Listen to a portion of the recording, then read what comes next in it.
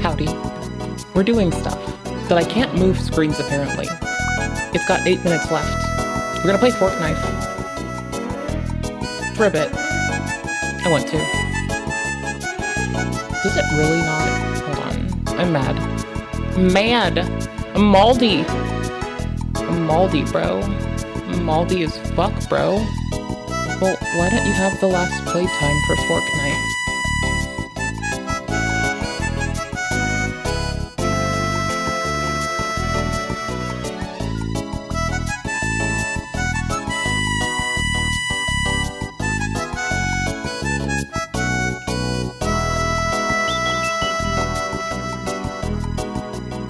It's just so convenient. Did you know we're getting Dark Souls 2 seamless co-op sometime soon? It's kind of amazing.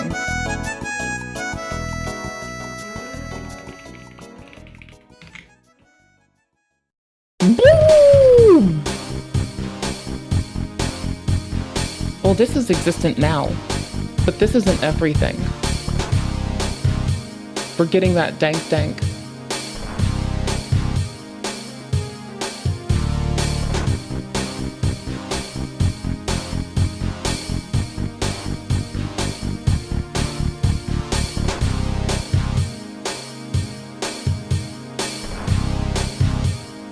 The dank. We're getting the dank, bro. The dankest. The bestest. Oh.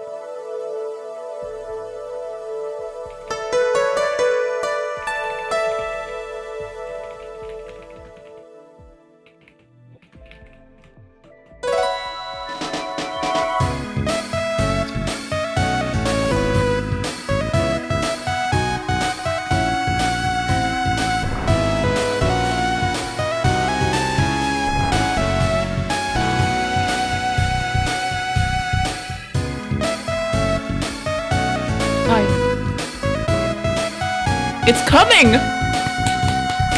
It's been coming for a while, I just didn't fucking know.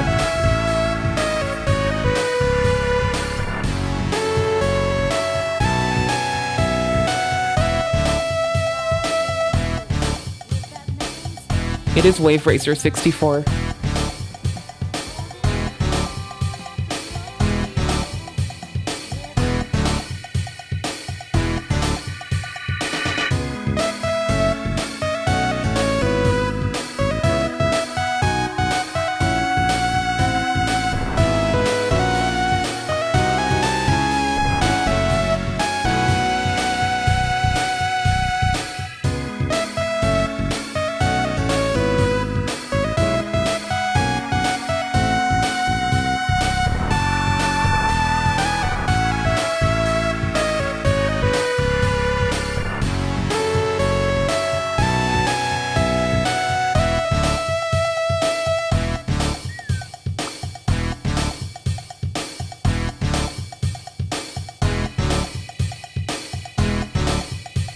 I didn't think we'd be getting it at all.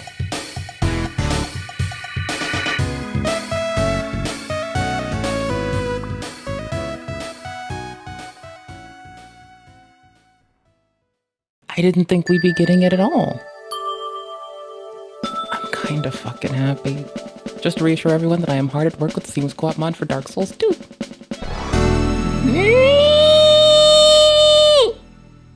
I love the Dark Souls reverse engineering community. This is something else someone else made, but it's not the same. This is Wave Race. And this is the stream title.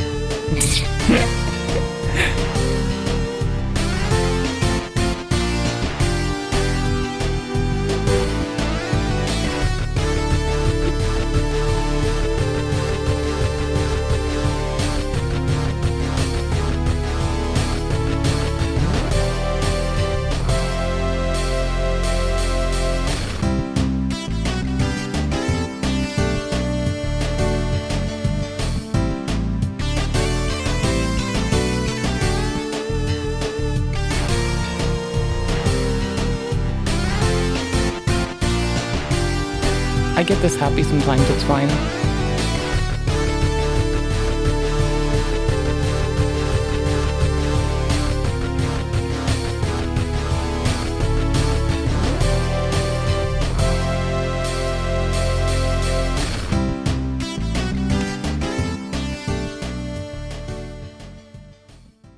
I'm sorting my Steam games automatically right now.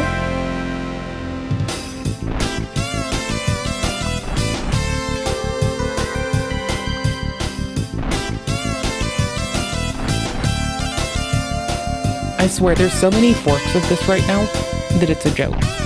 But there are so many forks of it right now.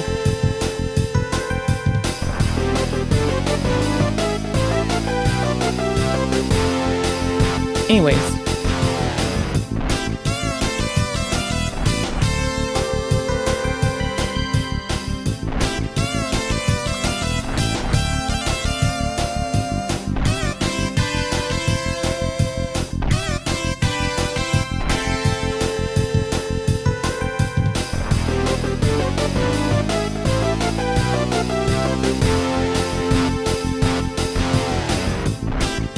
Wave Race is so hype, my dude.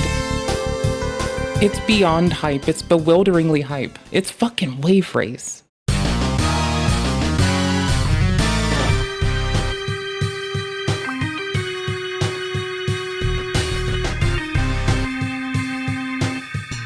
It's so fucking... It's so good, okay? It's amazing.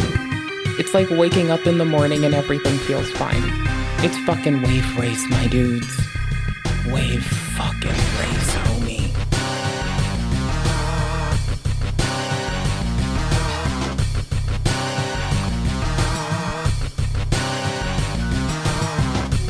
Sus.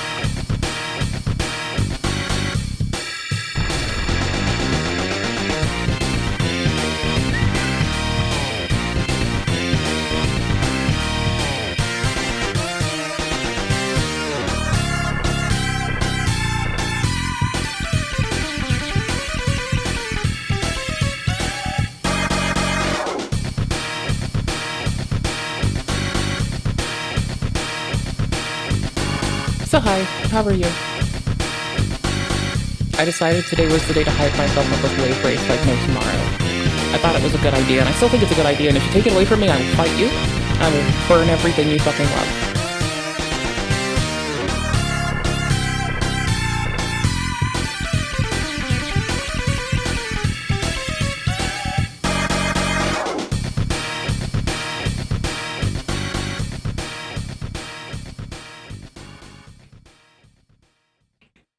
Not everything you love, just most of the things, you know? Within reason, but always within reason.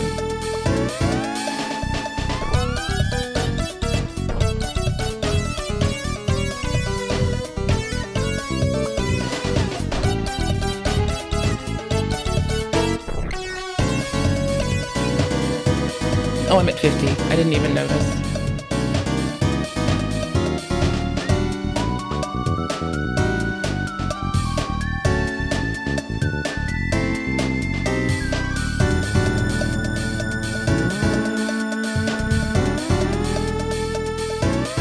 My games are done sorting.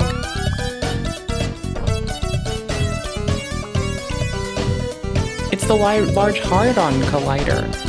We have the large hard-on collider. It's like when you know two dudes and they really love each other, and they just start colliding against each other, like in a mosh pit, basically. It's basically the mosh pit of dudes. So, we're hanging out at the large hard-on collider.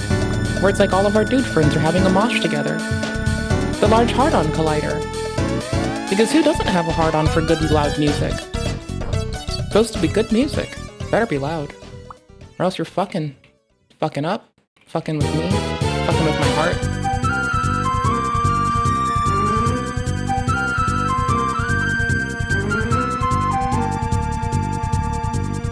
If I can't use it, no one can. I don't give a fuck. It's for me or it's for nobody.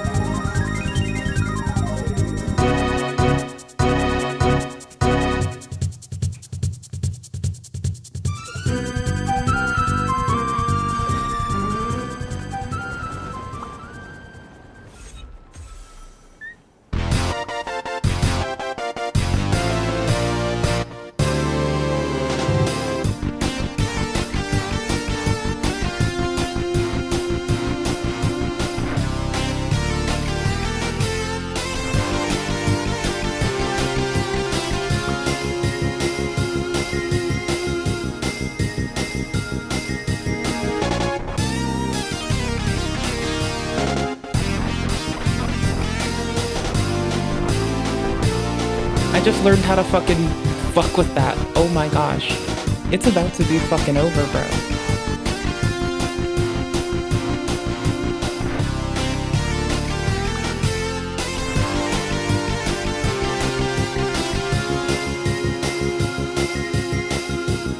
We're about to get super high and just bring down death. And it's gonna feel so fucking good. They're not gonna know what the fuck hit them.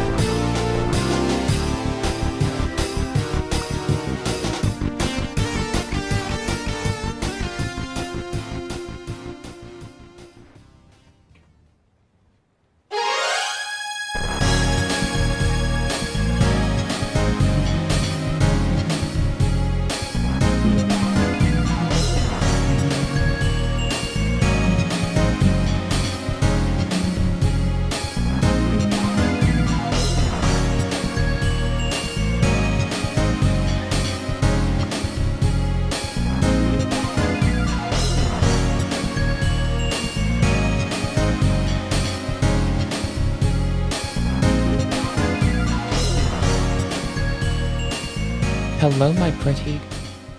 Morning. I guess that's not my pretty. They won't die for me the way I want them to. Oops. That was not very good. That was not very cool, calm, and collected.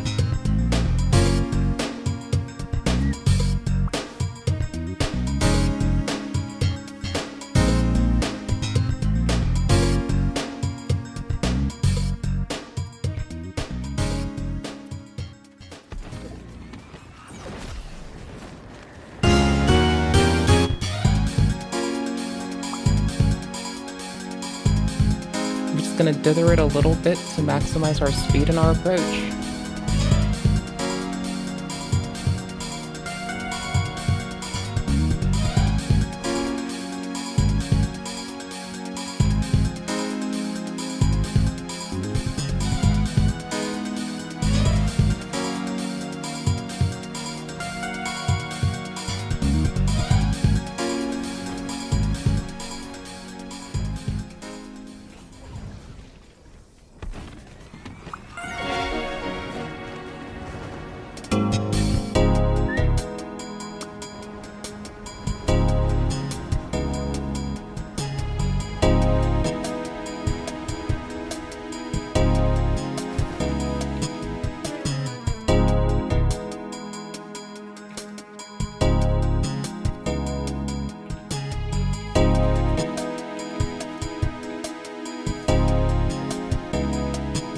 peace.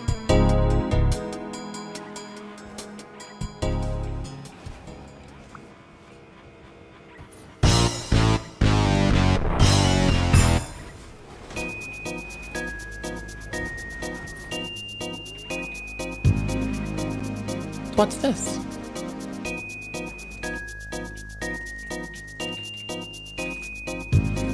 That'll do. That's fine. It's not great, but it's fine. I prefer a shotgun, but that's fine. Fuck it. We'll go the long way. I guess not. Maybe this is a bad idea. Nope, we're doing it. We're fucking doing it.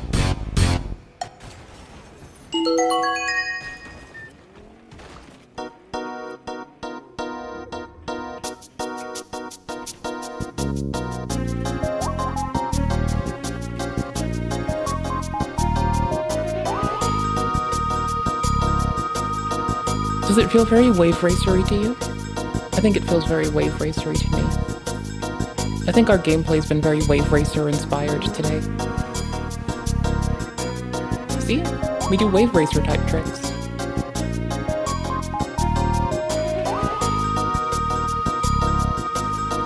Oh, brother, yes. Oh my fucking word.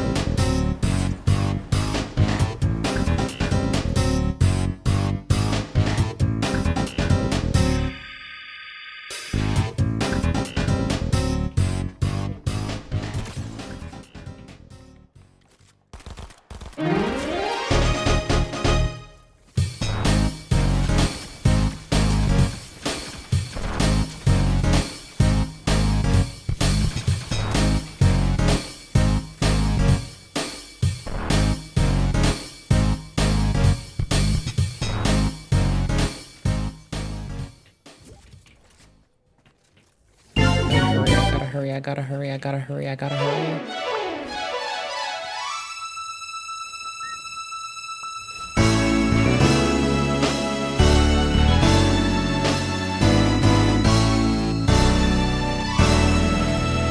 See how wave racer inspired we are? Just check that shit. Oh my fucking yikes, bro. It's so wave racery.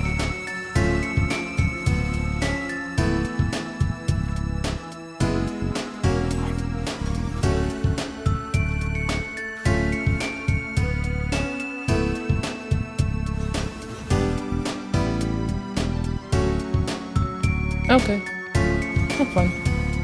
I wasn't worried, I was just worried about the wave racer vibes. Like, honestly, that's my big point of concern is, like, on a scale of 1 to wave racer, how wave racer is it? Not to be too single-minded, but honestly, it's all wave racer all the way down, bro.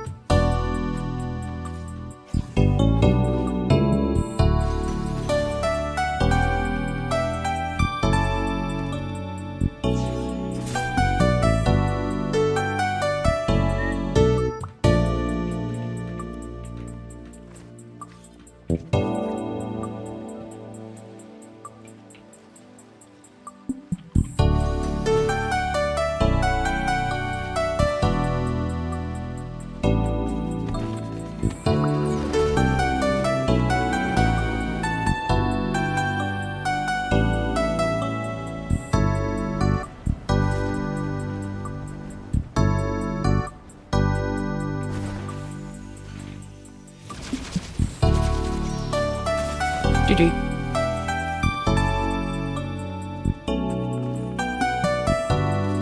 Good on you.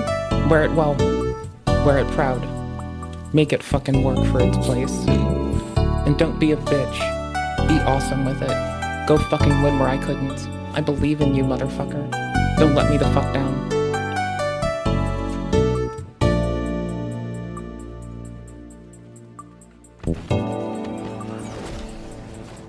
Do a good fucking job. And don't you dare die.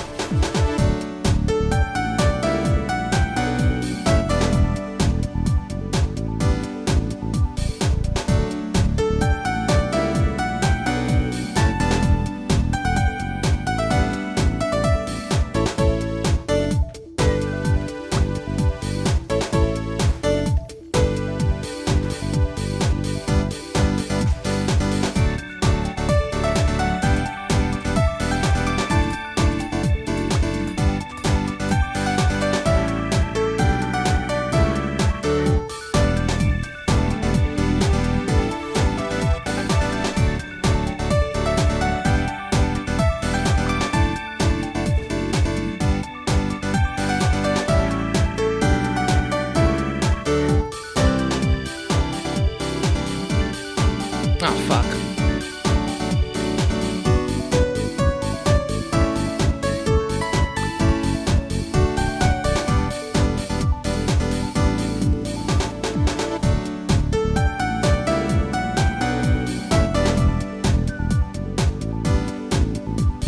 Always over the water, so you get the latest time on your shoot. It's deeper, and it deploys based on altitude from the ground, under you at a given point.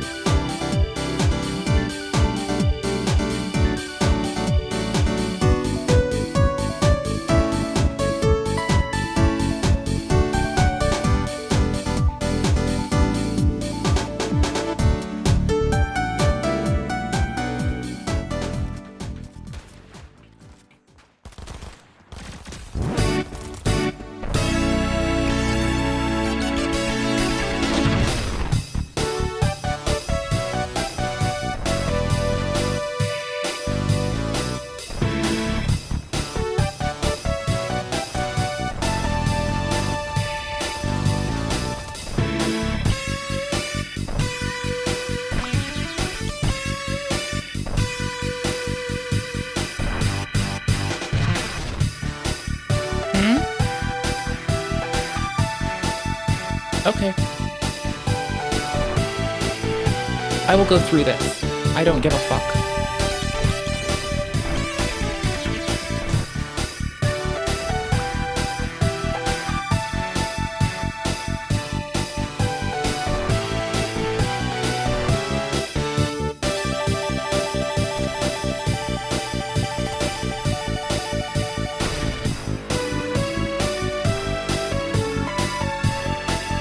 I'll go through people, I'll go through places, I'll go through things. I'm nearly a fucking break-in. Just all on. A fucking break-in. I am a break-in. A rogue, a renegade, a fucking asshole. I'm the random daemon running on your system telling it to go fucking halt itself and give up now. Lol. Motherfucker. That's piss empty.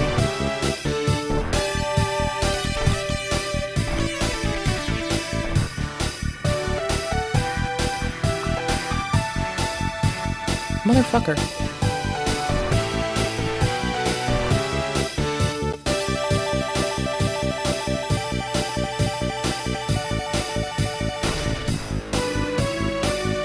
Whiff. Way to miss. Get good. Get good, scrub.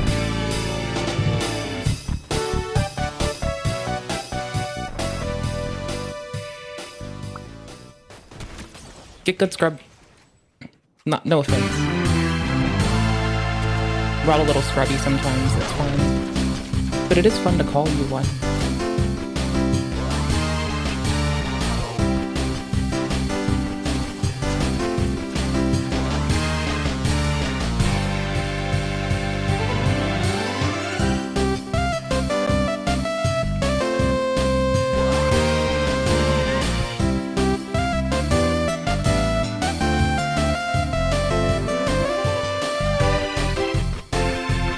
Wave Racer!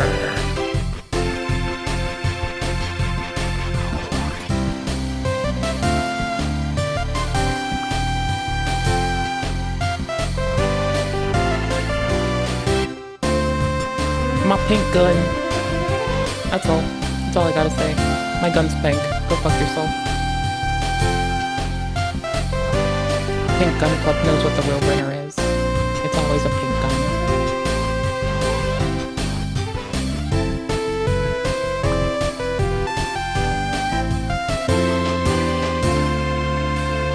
Drive this? I want to drive this. Can I shoot while I drive it? Because it looks very like you should be able to. Because it looks weak. And impugning.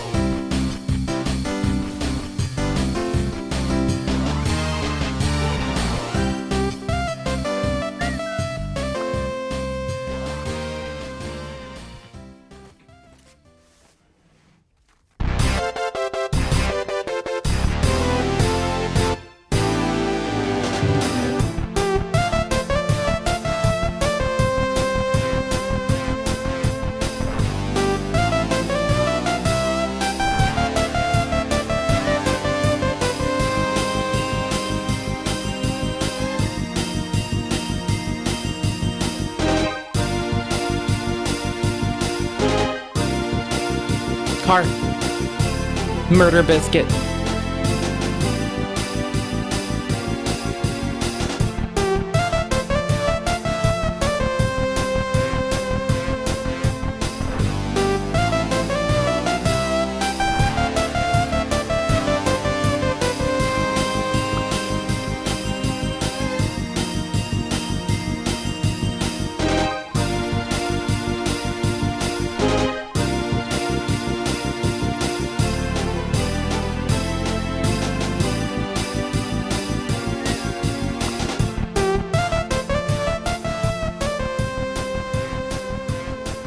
Sometimes you have to know how to stall in a fucking four-wheeled vehicle. It's not just about stalling in planes and X-Plane, or about playing DCS really well. It's about sometimes stalling in a four-wheeled vehicle.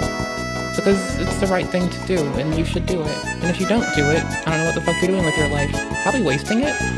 Not stalling in a four-wheeled vehicle? Yeah, I wouldn't do that if I were you. That seems like a good way to get fucked. In this purely bad way, too. It's like where you wake up one day, cow! Probe cow. Probe cow. Probe cow. Probe cow. Probe cow. Cow probes. It seems like a way to go out. You want to be a winner, not a loser. I'm just gonna roll up this way, fuck it.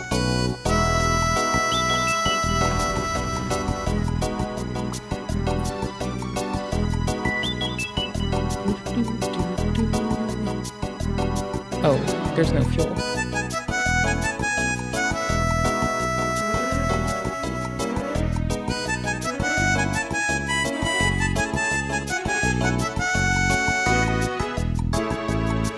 There'll be a car. There's civil aversion, and it's time for me to purge it from existence, so it's fine.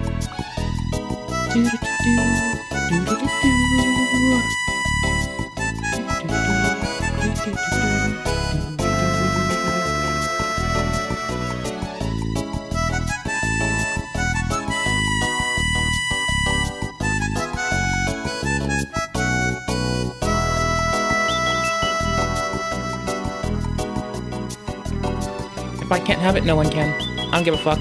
Nope, if I can't use it, no one else gets to use it. It's mine, all mine, all mine, 2 buried ass chests.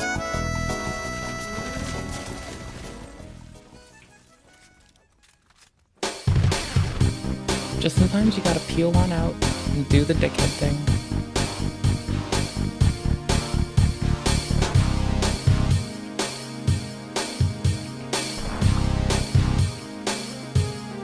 Oh wait, one's too far to get, I'm pretty sure. I mean, I could go get it, but that would be a big risk, getting back in without, like, a reliable quar.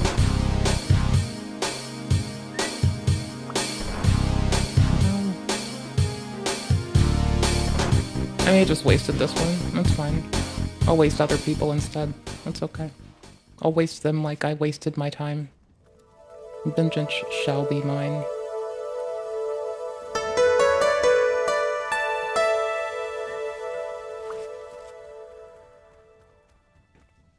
Vengeance shall be thine.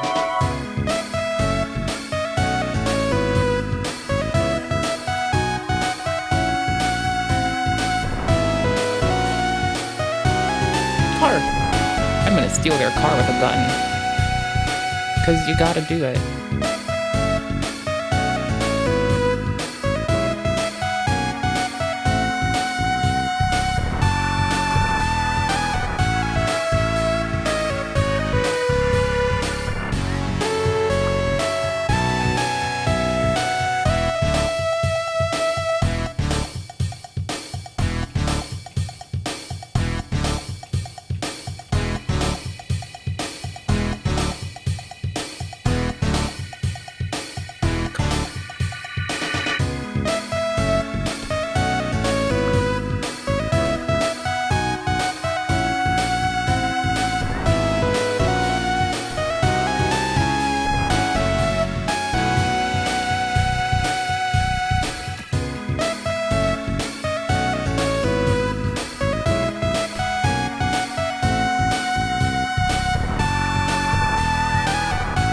Miss.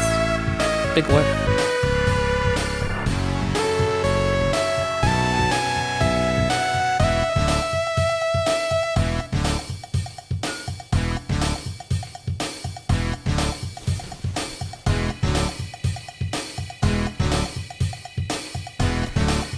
Big whiff.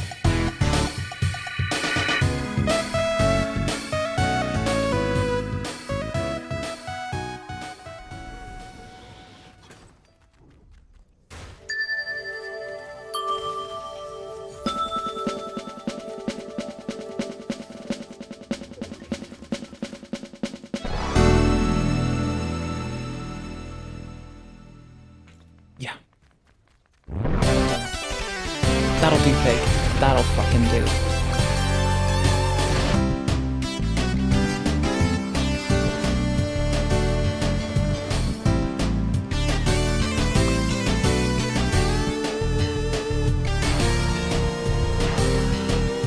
Oh, that's the same one. I'm done. Sus!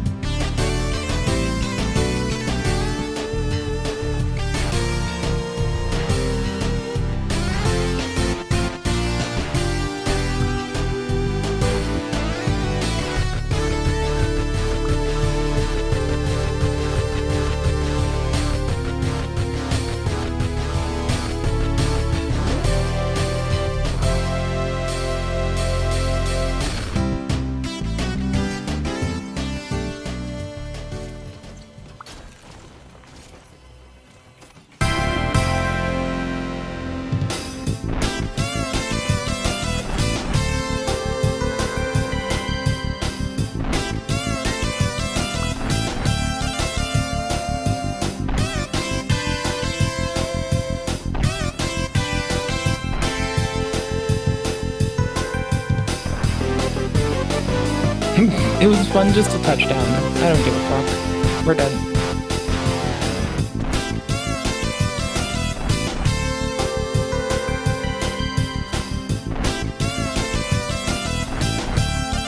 Actually, we're swapping tasks. Task swap.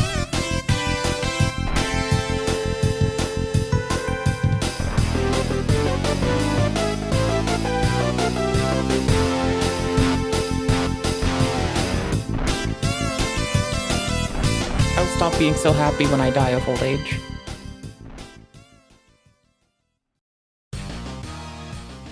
Hello, did somebody call 911? I make that sound sometimes. My freaking colon's exploding. What's Not that exploding? sound. My colon, man. I've been stuck in this toilet for the last 2 hours crapping my freaking brains out, and I really need you to help me stop it. Sir, unfortunately, there's not a whole lot that I can do for that. Do you know what you ate last? I don't know, man. Maybe a couple bags of prunes? I'm sorry, did you say a couple bags of prunes? Yeah, I mean, maybe 4 bags. Sir, do you know how much fiber is in 4 bags of prunes? Enough to make my colon explode? Enough to make your colon explode for a while longer. Huh. I eat like so much fiber. I've never had this like weird experience of my bum holes exploding. You ever booted up a used? What? PS3 owner should be arrested for what he left on his thing? Okay. console and realize the previous owner left behind some stuff you really don't want to see? Well guys, I recently purchased over 350 used consoles, and today we're gonna test and explore about 15 of them, and let me tell you, I saw some things that are honestly still making my skin crawl. Guys, welcome to Alright guys, Pat 360 here with just an old hard drive. That goes so hard. Let's plug it in and see if it works. This drive's making a funky noise. Let's see if it'll open up. There it goes. Hey, let's go. We got some profiles in this bad boy. Nice, nice. We got Killer Angel 2305. Also got Binskinator and Tumblr. All right, let's check out Binskinator first and see what he's got going on. Okay, if you see an ex's fucking username, you have to fucking, like, I don't know, drink water. If you see an ex's username, drink water. He's got the camo, he's got the spiky hair. All right, I see you. Awesomeness. AMW2 back in 2012. Okay. Kung Fu Panda. Yo, that's what we like. That's what we like to see here. Also, by the way, we're about to check out the next profile, but this console's it's ramping up and it's blowing out freaking cold air, boy. That's I don't like to see that because you know cold air means thermal paste not doing much. And my goodness, this guy is a nerd. But he's last playing Left 4 Dead 2. AMW2 as well in 2013, and yeah, not a whole lot here. And man, I am concerned this thing's about to red ring because it's freaking loud. We got one unknown album. Okay, let's play it and see what this is. Yep, there it went. I was in the middle of listening to that music, and then, what do you know? This bad boy overheated. Wow, that's... Let's try to boot it back up, I guess, and see if it'll actually boot. What? That freaking scared me. What just happened? Little thing has demons in it. What the... Holy fuck. Distance out of there. I think I'm done with this console. That freaked me out. Little bro's full of demons. By Whatnot, so every console in this video is currently listed in my Whatnot shop, and of course, you sign up, you get $15 credit to save some money. But guys, let's move on to the next I mean, console. post-fix, Okay, guys, sounds it's a little fine. bit interesting because it's got the plastic film still on the IR sensor right there, which is weird. Never see that. And it's also got a service date 2010, so yeah, let's plug it in and see if it works. All right, boys and girls, turn this thing on. Hopefully this drive opens. And of course it doesn't, because it never does.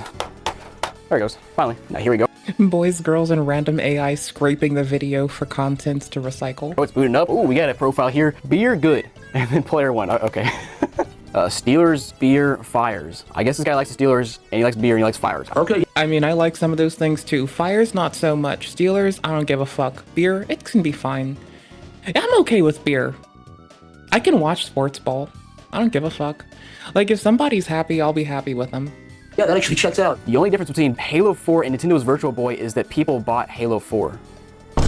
Okay, it's from Pittsburgh, of course. Pittsburgh. Halo 3 back in 2020. This is actually fairly recent. Halo 3 in 2020, Magic 2012, 2015, Magic the Gathering, Magic 2014, 13. Magic the Gathering! The biggest Magic fan of all time. That's kind of funny. And he's playing also.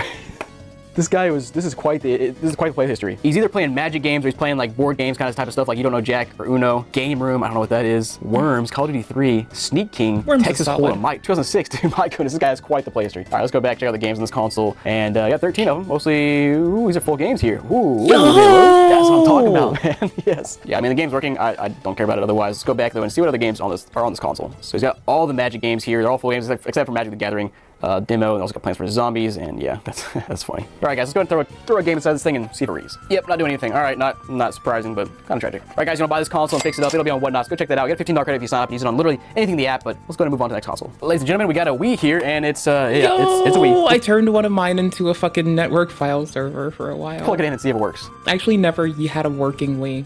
I found a busted up one at the game store, and I turned it into, like, I put Arch Linux on it and called it a day. I did not give a fuck past then. I was like the happiest little bean. All right, console plugged in. Let's turn it on, and yes, we have a free game inside. That's what I'm talking about, baby. All right, please, Wii Sports. Come on, Wii Sports. Let's go, Wii Sports Resort, my boy. Finally, that's what I'm talking about here, and the disc actually looks pretty solid too. Where have my Wii's been? Where have these Wii's been? Wii's out.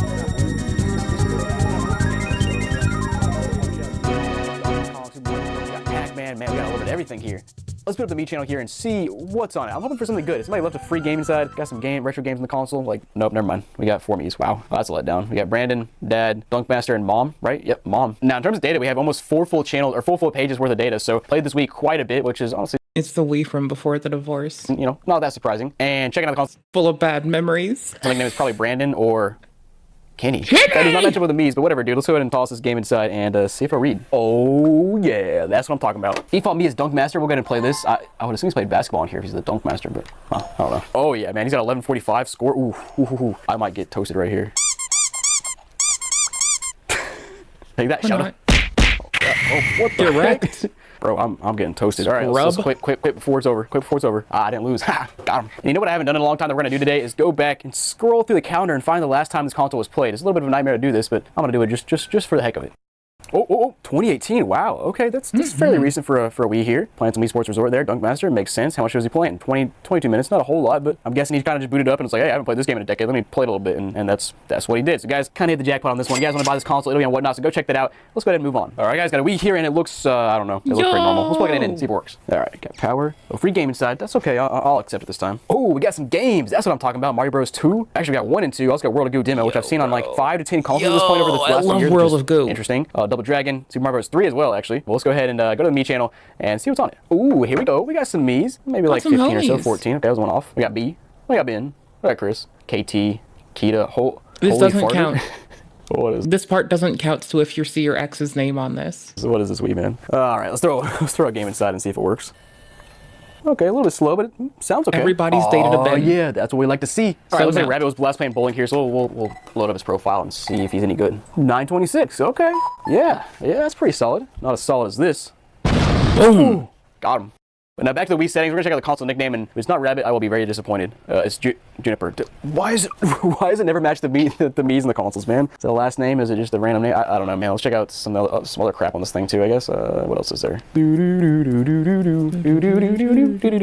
checking out the wireless connections, and one of them is Snow White's castle. That's kind of funny. Well, you know, the console does work, so if you guys want to buy this thing, it'll be on Whatnot, so go check that out. Let's move on to our next console. Okay, guys, so next up I have a Wii box. I love when people name their Wi-Fi network fucking FBI surveillance van and they slap a number on that shit. It's definitely my favorite. They came in this lot, very random, and it doesn't feel like there's a Wii inside because it's pretty light, but let's open it up and find out. Wow, yes. I'd go with not CIA surveillance van. Literally just the box. We have some pamphlets here. That's about it. I also have one more box from this palette, so let me pull that out and we'll see what's inside of that. Okay, now to be fair, this one feels a little bit heavier, so maybe there's something else inside, but we're about to find out. And again, we have the manual, we have a Wii Motion Plus installation guide. Okay, and there it is. We have a box, an additional box with more box material inside the box. But nothing else? Junk. All right, well, that's a big fat no money. Let's move on. All right, guys, got a Wii here, and it looks like a pretty average Wii, no SD card or anything. So let's plug it in and see if it works. Looks pretty beat up. Got power. Of course, there's no free game inside. Of course. What kind of noise does this thing just make? What just happened? Also, it's factory reset. Are you kidding me? Ah, man, classic. Yeah, the console is literally making a humming noise. I'm not sure if that's coming from the disk drive, the fan, or if there's something kind of power component on the board making some noise. I don't know, man. Let's go ahead and see if this thing will actually boot all the way and play games. All right, boot it up here. Nothing to explore, so let's go ahead and toss in a game. I'm a little scared after hearing that noise, but try it out anyways. Yeah, I don't like that. Yep, there she goes. All right, well, this Wii sucks. You guys want to buy and try to fix it up? It'll be on Whatnot, so go check that out, and let's move on to our next console. It's hopefully a bit better. Now, guys, we got a 360E here, and honestly, it looks pretty normal, just a little bit dusty, so let's plug it in and see what happens. All right, let's get this power. Don't tell me there's no power. But it's got the irregularity of marring discs. Yeah, straight up no power. Okay, let me at least try to open the disk drive. I mean, you know my guess, if there's no... The fan might be, like, so fucked up that it's helping mar the discs up, right? Like, holy shit. Like, just imagine a really fucked fan so bad that it wiggles your shit and your disc gets marred. Just constantly. No power. This disk drive probably has a game Burning side like a that was left behind, so motherfucker. let's find out. There it goes. And yeah, baby, we got Call of Duty 2. Yo! That's what I'm talking about. Clean It's disc, one of the boy, good ones. clean disc. But whatever, it's something. I'll take it. Let's go ahead and plug in another 360E and see what that does. All right, here we go. This one looks about the same as the last one. Just a little bit dusty. Hopefully it'll actually turn on. Dusty. And it's not. There's got to be something wrong with my power supply. If these consoles 2 in a row are just straight up not turning on. That's interesting. I mean, you know, just in case, we'll try out a third 360E and see if that's okay. It is just strange because the power supply is showing power, and I've used this like 2 days ago and it was fine. So this one's turning on. So yeah, I think those two 360s just have no power. That's really strange to get that twice in a row. By the way, this 360 here is missing the disk drive cover because of course it is. We'll see if the disk drive. Disk drive stuck on a 360E? Are you kidding me? I don't know if I've ever seen that. Okay, what a weird few consoles here. That's so strange. Oh, we do have some profiles here though, so let's go ahead and explore these. We got Stumbled Bog 282 and Unfair Castle 202. That sounds like the most generic Xbox Live profile names of all time. 0 gamer score. Wait, I could have sworn I just saw gamer score on this console, this profile. Oh, maybe it's corrupted. They're both corrupted. What is going on? What is going on with these consoles, bro? Now it says 0 profiles. Okay, let me try to open this tray up at least. Come on, you can do it. Even the manual ejector's not working. Whoa. These consoles are driving me mad, man. Yeah, this console's garbage. I can't open it up. The hard drive is just doing something. Is there even a hard drive inside? No, it's just the 4 gigs built in, I guess. Yeah, booted up. The profiles are just completely gone now. I mean, I guess just for the heck of it, I'll pull out a fourth 360E here. This might just be all my 360Es in this whole lot. Also, I just noticed there's something on the back of the third console here. It just says 4 gig 360. Is that a GameStop sticker? I think it is. It is from GameStop. Also, they were calling it an Xbox 360 Super Slim. Yep, they were. And oh, there's a refurbished sticker. No wonder it doesn't work. It's freaking GameStop. Thanks, man. All right, let's plug this thing in and see what happens. Okay, this one's got power. Bro, if you go to GameStop to get a console, you, in my experience, have to babysit them through every fucking thing. And that's fine. You should just expect this when you go there. And also expect to get fucking ripped off. Just a little bit. GameStop, please don't attack me. I'm just a commentary streamer. Just chalk it up to satire, my bro. This drive just closed itself. Let's try to open that again. And there's, oh, no way. We have NCAA Football 14 inside. Dude, this is the second time in this pallet I've gotten NCAA Football 14. And guys, if you don't know, this game about a year or two ago was worth 120 bucks, I think. Now it's worth like 10. So it's still something, but come on, man. Just a little bit tragic. All right, at least this console is functioning. It's turning on this profile. So let's go ahead and explore this thing. Bankrupt Cash for CB, CK15, Player 1, Player 2. And yeah, let's check out Bankrupt Cash. That's quite the name here. Last playing online was WWE 2K14 in 2018. Saying like sluggers. Yo, he's playing some backyard sports, my man. That's what I'm talking about. Oh my goodness, he used all but 32 kilobytes of memory. That's wild. It is using it to its max. Bro. Yeah, that's about it. Nothing much on the console. Let's go and toss this game back inside though and see if it'll read. And yeah, there she goes. Cool. Well, that was quite the eventful 360E quadfecta. But guys, you want to buy any of these consoles? They'll be on Whatnot. So go check those out and get a $15 credit and save some money on these things. So let's go ahead and move on to our next console. Okay, so I have a couple of very strange PS2s. Now, what was that noise? First of all, the front is littered with dirt and dust and whatever. It's missing the disk drive cover. Then the bottom has literally duct tape on the bottom. So yeah, this PS2 is not the greatest. But guys, you want to buy either of these PS2s and fix them up, they'll be on Whatnot, so go check those out. Let's move on to our next console. Okay, unfortunately, guys, I have a PS3 to test, and you might ask why I'm saying unfortunately, because, yeah, look at just the cakedness of the dirt. It's bad. Let's turn it on and see if it works. It's in fucking storage for 10 fucking years. So I'll be surprised if this thing turns on, but we'll give it a try. There's no way, dude. There's no way. All right, guys, finally got this thing booted back up, and we got some, ooh, you see that little icon right there? That means we got some messages on this thing. We'll start by hopping into the system settings and see what firmware version we're on with this thing and how many gigs we got. Gigs are on 4.85, 320 gigs. That's a nice little bonus. And we also fix the dang resolution as well. And that's a little better. And then our profiles here are user 1, Bing Boo, and Kill. Kill's a good one. And what is this? We have a random photo named Carnival Island from 2012. It's got a kid in the corner. There's like is that an air hockey or foosball table kind of thing? Coffee table. What is this? This is creepy, man. Carnival Island? Okay. We also got some unknown videos. Okay, we got Walking Dead launch trailer. The rest of these look a little suspicious though. Let's go ahead and boot these up and see what they are. Oh my god. No. So let's go ahead and boot these up and see what they are. Walking Dead launch trailer. The rest of these look a little suspicious though. Let's go ahead and boot these up and see what they are. Walking Dead launch trailer. The rest of these look a little suspicious though. Let's go ahead and boot these up and see what they are.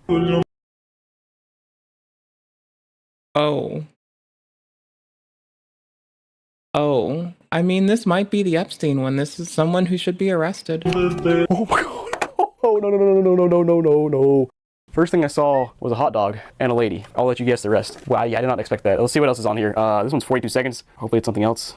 Okay, this looks like it actually a home video or something. What? Let me turn the sound up. There we go. There's a kid snowboarding. Nice. That's kind of cool. Okay, thanks for blurring the kid. All right, let's see what else is on this console. We love to see it. Okay, last time they were playing was Minecraft in 2020. YouTube 2019, Need for Speed Shift. Need for Speed Most Wanted, this guy was practicing running for the cops after what he saved on his PS3. We also got Midnight Club, Skate 3, blah, blah, blah. Actually, a ton of game saves on here. Holy crap. Also got some games here. Call of Duty Elites. We got YouTube for PS Vita. What? Got NBA 13 manual. Here we got Minecraft. Nice. GTA 5. Wait, GTA 5, is it the full game? Ooh, we'll have to test that out. Also, Walking Dead, of course. And wait. Okay. First, I got something we're gonna check out in a second. But first, let's go to download management. And this dude was trying to download more, but it didn't finish. It didn't finish. It's got the same file structure as the other one did. The other, you know. So next up, let's check out his internet browser because I'm sure we can guess. Oh, no, he's got a password? Dang. Whoa! The password is 0000. You gotta be kidding me. All right, any bookmarks? Wait, actually, yes, he does have a bookmark. Front yard snowboarding with name I won't say because I don't want to expose this guy. All right, next up, the history. Oh, no. Oh, wow. Okay, I'm looking at this first website here, the third one down. It says robbery-best something. That's the name of the website. I'm not going to say it because I just can't say it. But it appears to be one of those websites where you go to and you see, like, actual graphic stuff. Like, I'm not talking like what we saw earlier. I'm not talking hot dog and lady. I'm talking like violence. And you see the real stuff that, wow, this World Star Hip Hop Live League. Gotta be one of the two. This guy was something, man. And multiple of these websites are from that. Also, I don't even recognize most of these websites here. What is this? There's just Fitango here, which I just looked it up and it appears to be like, you can get like books and stuff. I don't know if I looked at the right thing. Movies Anywhere. 123 movies, 400 bad requests. My man has the most random history. Now we got some make online bartending school for your solid career support. What? MBA program. Cornell University, bro. What? Arkansas online graduate degree. Oh, nice. We got a brunette's live chat room. Yep. Hope my stepsis is... There's Google search. You can guess what it is. It's actually the most basic Google search I've ever seen, but you can guess. This one is... I'm gonna show... There's Google search. You can guess what it is. It's actually the most basic Google search I've ever seen, but you can guess. Rhymes with corn. Torn. Florn. Brorn. Mourn. Oh, because mourning is hard and everyone needs help with that. It's gotta be mourn. It's probably mourning. Because their mother saw their search history and instantly fucking spontaneously combusted and now they have to mourn the loss of their mother because they just blew her up with their fucking search history. Yes, this one is, I'm gonna show selective words here. Babe and boyfriend. What? Oh my gosh, dude, this man, this guy, Gooner. I don't know who owned this PS3, but holy crap, you... Stop gooning. Stop gooning. Don't goon. You need some help. This says, same as vibes earlier, you got a hot dog, and yeah, and it's a racist hot dog. I don't know how else to say this. Yep, that was that. Searched multiple times. He's also trying to fix his Honda. He's got a leak, I guess. Free babysitter. Blank. Brazilian. Blank. Yeah, that's okay. That's enough of that. Let's go ahead and check out what else we got. We got his email address. Nice. We'll put that out. Then the message box here, I'm a little scared to see, but let's go ahead and look. He's got some send messages here, like hi. Honestly, most of the stuff is just either friend requests or just random normal messages. Okay, we'll see what the receive says. I'm an amazing woman. Huh? Sounds like a bot. Yeah, most of the stuff is pretty normal. Okay, let's go back and let's go ahead and try out this GTA 5 and see if it's a full game and if it actually works. All right, about 10 minutes later, this game is finally booted up, and honestly, I haven't played this in so long, I don't even remember where the front door is. What does he got? $25 million? Ah, man, this guy's poor. What a loser, only $25 million. Here we go, stats. He's been playing, wow. He's played as Franklin for 3 days, 11 hours, and 15 minutes. If anybody calls you a brokey IRL, I'll shit on them. But if you're a brokey in Grand Theft Auto, you need to work on yourself. Trevor's 18 hours. From the bitch who doesn't even play. Michael 2 days and 10 hours. And it appears he's about 76% through the game. So yeah, I don't know what to say about this console. Let's go ahead and go back and toss the game inside and see if it reads. This might be the craziest PS3 I've ever seen before. And I've seen a lot of crazy PS3s. This is just like this guy's habits are just not good. And there's the game. It's loading. Wow. What else do I say, man? This guy, man. I mean, this guy. And you know what makes things even worse is after all we just saw, I just went back and realized there was a user profile called Kill. That just makes all the... I don't know what else to say about this console. I'm not sure how much of this console you'll actually see in this video because, yeah, most of it is like, not just blurrable, but like I freaking don't know if this console can even be on YouTube like itself. This is wild, man. Let's go ahead and, you're gonna buy this thing, it'll be on Whatnot. It will be factory reset before you get it because you can't have this stuff. Nobody can. Let's go ahead and move on to the next console because I'm speechless. Okay, guys, so here I have a PS3 to test out, and this is, again, one of the worst PS3s I've seen in this lot or just ever. It's got a giant puncture on the top, just going straight through the case. Just so tragic to see. And of course, it's just littered with dust and dirt and whatever, and it's got some scratches down here. It's missing part of the trim, and of course, like always, missing the hard drive. So guys, somebody got mad and they fucking decimated their shit. Let's go ahead and just plug this thing in and turn it on and see if it even turns on. I literally have no idea what I just said. All right, plugged in. Turn that thing on. What was that noise? Skibbity. Like a strange little noise, not quite a shocking noise like Skibbity. Like I've heard in the past, but it was still a weird noise. And yeah, as you can see, good old yellow light of death. I love it. It's so nice. No game inside or anything. Just yell at death. It's just like, it's so playful and fun, and it's, you know, it's just like, it's like you're going to the store buying some cute little hermit crab. I don't know. What? Yes, Toast. Well, it's not really surprising. This thing probably got yelled at death because it got dropped off a cliff or whatever happened to it. All right, let's move on. Okay, guys, another PS3 here, and this one actually looks a bit better. And of course, it's backwards compatible again, and missing the hard drive again. Of course, let's just plug it in and see what happens. Okay, it's been like 10 seconds and it's still going. Okay, that's a good sign. Not seeing any output though, which is not great. Oh, there it goes. Finally. Okay, so that's actually a good sign. That means we throw a hard drive in and it might work. All right, got an SSD on the side. We'll go ahead and boot this thing up and see if we can get it to the main menu. Okay, we got this thing successfully booted up. Now next up, we'll check out the system settings and see what firmware version we're on, because it could be on an old firmware. You know, one time I saw it on like 1. something. Okay, 4.60 is not bad. Let's go and throw some games inside and see if they read. So the PS3 game, and surprisingly the disc rollers are actually perfectly fine, but I don't hear it doing a whole lot with the game. In fact, I don't hear anything. Yeah, it's definitely not reading. All right, let's try out PS2 game next and see if it'll work, because it is backwards compatible, so the PS3 game should work if it reads. And nope, exactly the same. Quite literally no noises. So at least this thing turns on, but it doesn't work properly. So guys, you want to buy this thing, try to fix it up. It'll be on Whatnot. Check out the QR code on the screen. Let's go ahead and move on to our next console. Now guys, here I have a PS2 Slim, and I'm kind of curious if there's a game inside. Sometimes there are in these things, but it's really hard to get an untested PS2 Slim with a free game, because just open it and take the game out. But guys, let's plug it in and see if it works. All right, put this thing up. I don't even know PS2 Slim's gonna make that noise. What is that from? Is that from the fan or what? All right, let's boot it up though. Let's go and toss a game inside. We'll try to start with the silver disc and see what that does. Can't imagine it'll do much, but we'll try it anyways. Oh wow, no, it's working. Okay, sure. We try out the blue game next. I mean, it's not even a question. These games are loading up in like 5 seconds, which is unheard of for a PS2, especially when it's making whatever that noise was. But hey, I'll take it, man. All right, I'm gonna buy this exact console. It'll be on Whatnot, so go check that out. And guys, let's go ahead and move on. And thanks for watching this video. I hope you enjoyed it. And of course, thank you for presenting. We appreciate you, and we're gonna easy sub, easy like. Y'all, that was kind of dope. Remember, every console in this video is on Whatnot right now. Yeah, go buy them before they're gone. And if you want to see more crazy consoles in the Pittsburgh pile, I promise you there are a lot more crazy consoles. Go check out this video here and you'll have a good time, if you know what I mean. That's their shit. If you want to support them, don't go to the video and like it and leave. Find a video on their channel you fucking like. Stay there, like it if they earn it. That's the way to fucking go. That's how you fucking do stuff. The fuck is this? Mount your friends? Gamers need to stop leaving this on their consoles? Yeah, I agree. Gamers should probably not do this, period. 8 days ago... Oh, they put out shit like very fucking frequently. That's really dope. I respect that. I don't put things out frequently at all. Man robs banks minutes after jail release? Okay. No, never. You're fine. Okay. That's dope. Maybe you shouldn't do that. Super weird vibes from that guy. She said that he's been found. Can you talk to me? Like, what's going on, man? Are you okay? And when you say you fear for your safety, tell me about that part. Officers are at a local bar after receiving multiple disturbance calls from various joints involving this man. But while they think they have him put away for good, he returns only days later, and this time, things get a lot worse. Police, get your hands off! Get your hands off! On the afternoon of June 16th, 2025, around 3:51 p.m. Can I just sarcastically say what a fucking genius? Because I'm gonna say it. What a fucking genius. What a brilliant man. What a smart guy. What a clever dude. What a maverick of intellect. No one expects lightning to strike twice in the same place.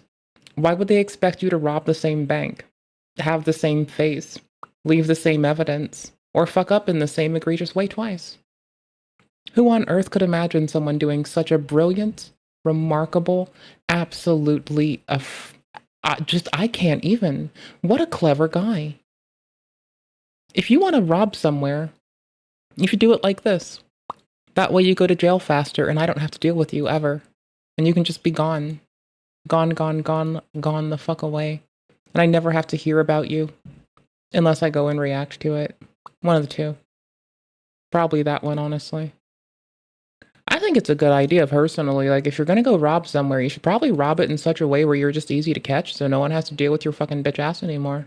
I like it. It's a good idea. Clever. Smart man. Officers in La Crosse, Wisconsin head to a downtown bar after getting reports that a man inside is causing a disturbance. But as one of the he's causing a disturbance called robbery. It's very smart. Officers arrives, he faces an unusual suspect. How's it going, man? Who are you looking for? Who are you looking for? Hello? Who are you looking looking for around the bar for? Like going in the bathroom and in the kitchen. Was there a gal you come in here with that you're looking for? The girl that you were with? The girl you were with, where did she go? Were you with somebody when you came in here?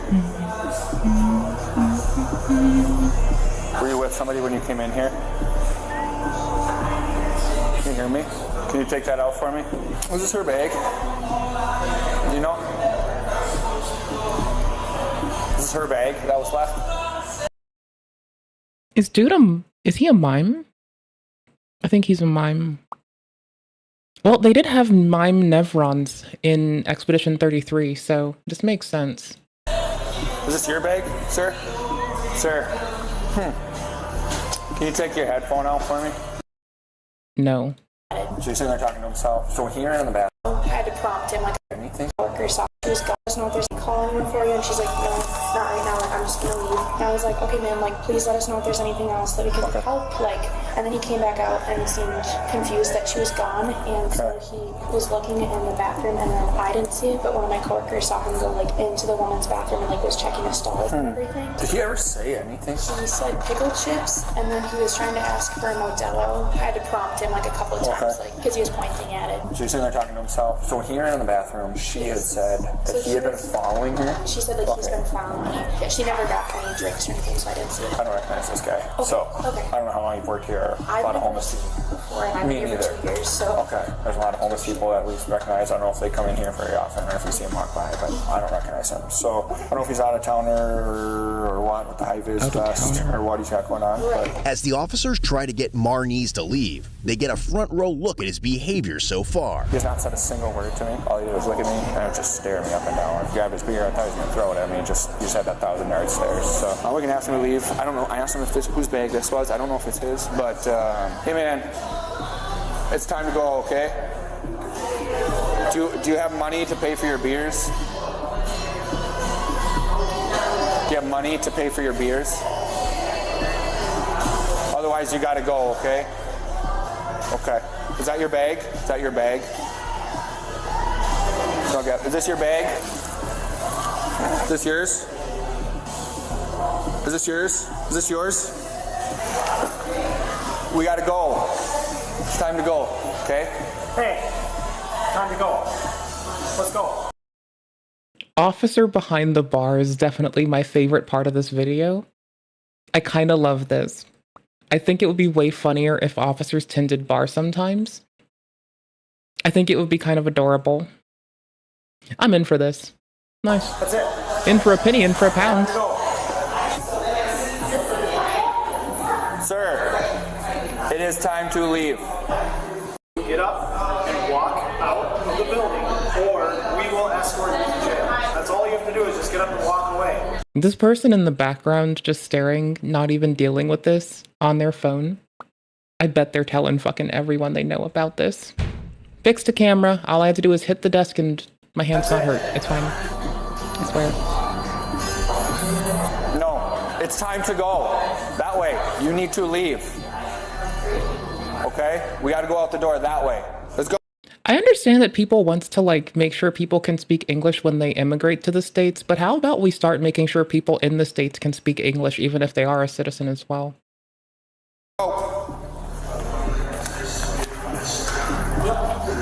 Ni hui shu ingwe ma, motherfucker. Thank you.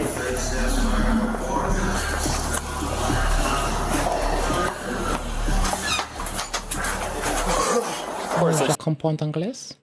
third officer can cancel. I thought we were good. So did I, man. Be a brawl. So did I. I was ready for it. Man. Do you see what I'm saying? When I was in there by myself, I was like, I'm about to have a taser for something. And these officers seem relieved. They have no idea that Marnies is just getting started on his night of bar hopping chaos. Just 2 hours later, around 6:38 p.m. Bro, one of my friends worked in a bar when we were younger, and like, holy fuck. Like, there was one day some gal tried to beat this dude's ass, and then she was freaking out because a bunch of dudes were trying to drag her out of the bar. And then my friends and I had to step in and move her our fucking selves. Bro. I would never work in a bar. I'm sorry, bro. If you can do it, you're doing it. Respects to you. I want to keep all my fingers, toes, and thumbs. Another crew of Thanks. officers gets called to a different bar after fresh reports on Marnies, and it's only gotten worse. No, he's not a Mavis or a Maven or a Maverick. He's a, what now? After fresh reports on Marnies. He's a Marnice. You do not want to be called a Marnice. Also, in the States, can we get like a list of approved names as well while we're at it? I think a list of approved names would go a long way here. And it's only gotten worse. You can only be called Bob, Dave, Charlotte, and Charlene. Anything else, you have to get sent through the courts for approval. And they defer to me. And I say no to everything else. There's any resistance from this handcuff. How you doing? Hey, sir. We got a cold watch here. What's going on here? What, Bro, he looks like he's pissing himself in the corner. Look at this shit. Look at this man. He looks like he's peeing himself. Why is he wearing a work vest? He's not at work. Like, he's clearly been off long enough to change. Is he just trying to be high vis so the police can see him easily? watch here. What's going on here? What, you guys both work here? Yeah. Okay, what's happening? Could you take them out so we can have a conversation? Would that be all right? No, just stay here. Can you take them out so we can talk? So he actually went into Diggers, which is owned by us, the restaurant next door. He has a bag with him, and apparently he dropped the bag off in the front of the building, walked back through the restaurant, through the offices, and he came into this door because we're connected. And so he came in here, walked up and down, and sat down, and so I thought he was an employee from over there. I'm like, do you want a drink? What are you doing? And then he's like, non-verbal, like he won't respond. He hasn't talked at all. Well, he like saying gibberish and stuff, but are you hey, are you good? Like he just like doesn't say anything, like not words. And so he bought a shot, and then he was putting money in the like gambling machine, and then he kept trying to come back behind the bar. And at that point, he was scaring me. I was like, you can't come back. And he would like walk towards me really fast, spin in a circle, and walk away. And I was like, okay, you need to leave. What's that? I told him multiple times. I told him I was going to call the police. He just like, Can you verbally tell him something? Is he responsive at all? Like, does he appear to know what you're saying? Because, like, if you say to do something, you'll like almost like Even getting his tell me about that part. he's a big man, and I'm here. Did he do anything that would make you fear for your safety or anything? Oh yeah, for sure. We can also charge him with disorderly conduct if that's the case, and then he would have no contact with his bar. Sure, yeah. My goal is not to get him in trouble. Like, obviously, he has a substance abuse problem, so I want to get help, but I don't want to do that. Yeah. Can I address you with something like, what's your first name, man?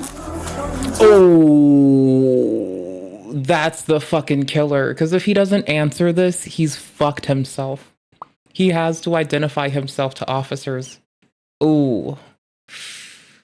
Ooh, fucking day. This man is about to fucking sew himself up the river. Oh, holy oh. Oh. Oh. We're still trying to figure out what's going on. Oh, he just screwed himself. Or he's about to. It's like our third call, right? Sorry, I'm like moving my dress. Tell me about that part. He's a big man, There we go.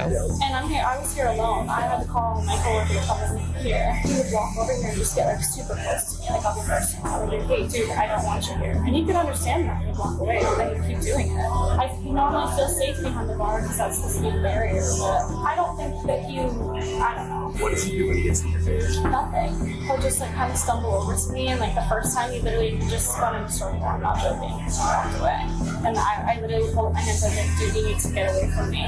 And he would listen. Once again, the officers are hitting a wall trying to deal with Marnies, and even getting his name is a pain. Do you work for something, or? I mean, but he hasn't given you his name, so can't you just like take him away now? You are? Okay. Do you sign? And you've never seen him before? If he's like cooperative and we can like get his ID and all that stuff, we can write him tickets and just have him leave. But if he doesn't leave, we can arrest him. And Yeah. So we conduct. Can I see it? There's something weird on my desk. What? I have no idea what that says. What you listening to? Alright. Are you able to get a name yet, or a first name, or?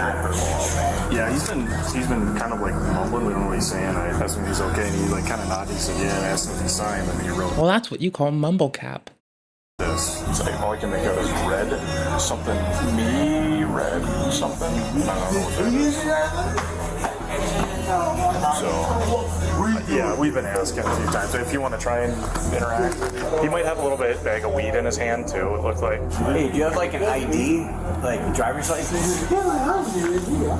Yeah, ID. Yep, ID. Thank you. Thank you. Thank you.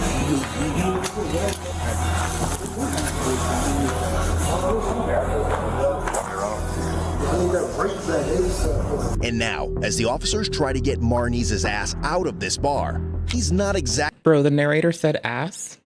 And now, as the officers try to get Marnies' ass out of this bar, he's not exactly going to make it easy on them. His ass out of this bar. And now, as the officers try to get Marnies' ass out of this bar, he's not exactly going to make it easy on them. What hotel are you staying at? We just want to make sure you get back safe. He just leaves. She's fine with like crazy things. If he like Could I see your cards to see what hotel you're at? Yeah, we can get you right back to your hotel. We just want to. You can't be at this. You can't be here. Could I see your hotel card? Your hotel card? Could I see your hotel card, please? Is it Marnese? Marnez. Okay. What hotel are you staying at? He can speak. Oh, fuck. Bro, I have friends that are nonverbal sometimes. I love them dearly. They have never gone through some weird shit like this where they couldn't tell the flavor. Bro, no.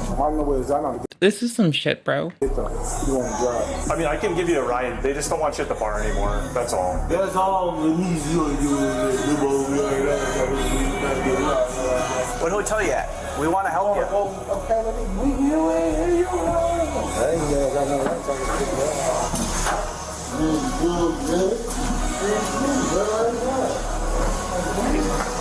What hotel you at? We want to get you back. Is this what soft on crime looks like? Because I can see why people have a problem with this. You got your hotel card on you? Yeah. So Bro, figure out what hotel that is? Can you show me? Bro has harangled 2 fucking, like, 1 bar, 1 restaurant, same ownership.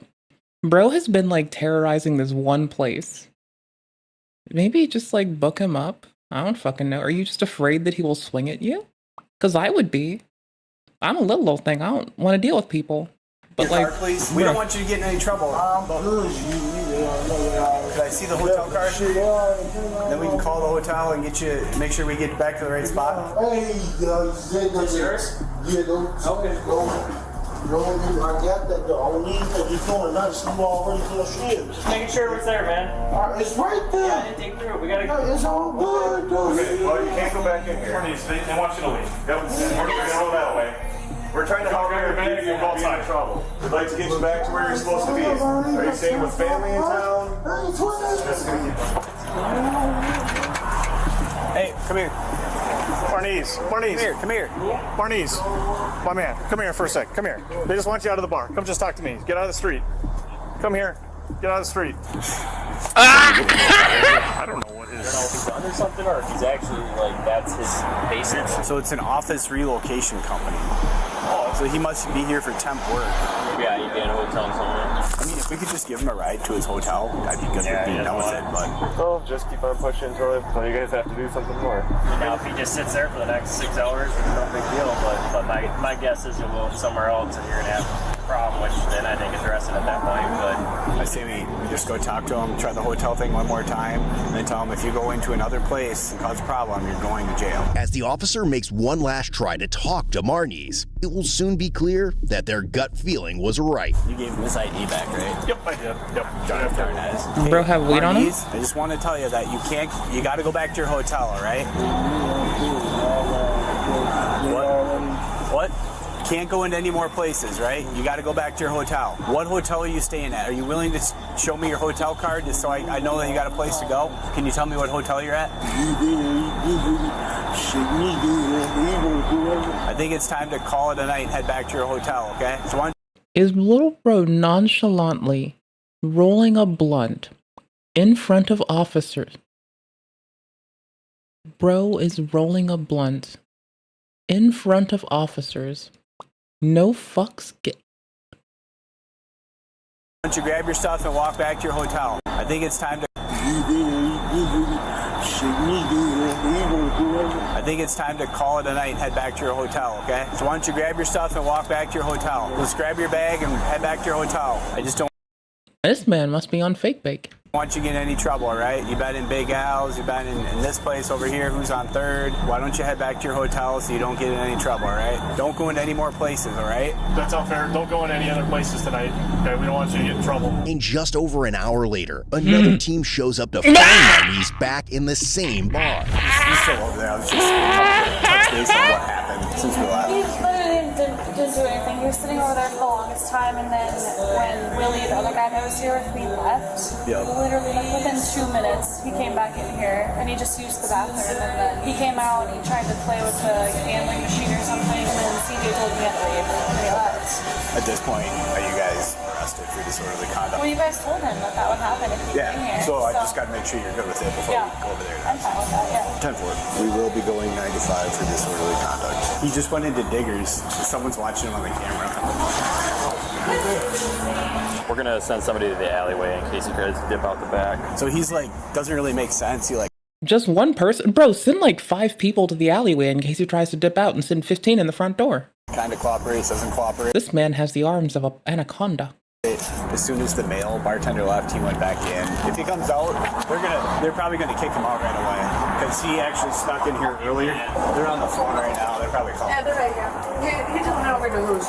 Walk through the back. Walk through the back. You might want to come in this way. You guys can go. You guys through here. Yeah, go all the way back to the left. Apparently he went back into Hoots. Yeah, he just walked that path to the back side. Copy, we got 4 of us coming over now.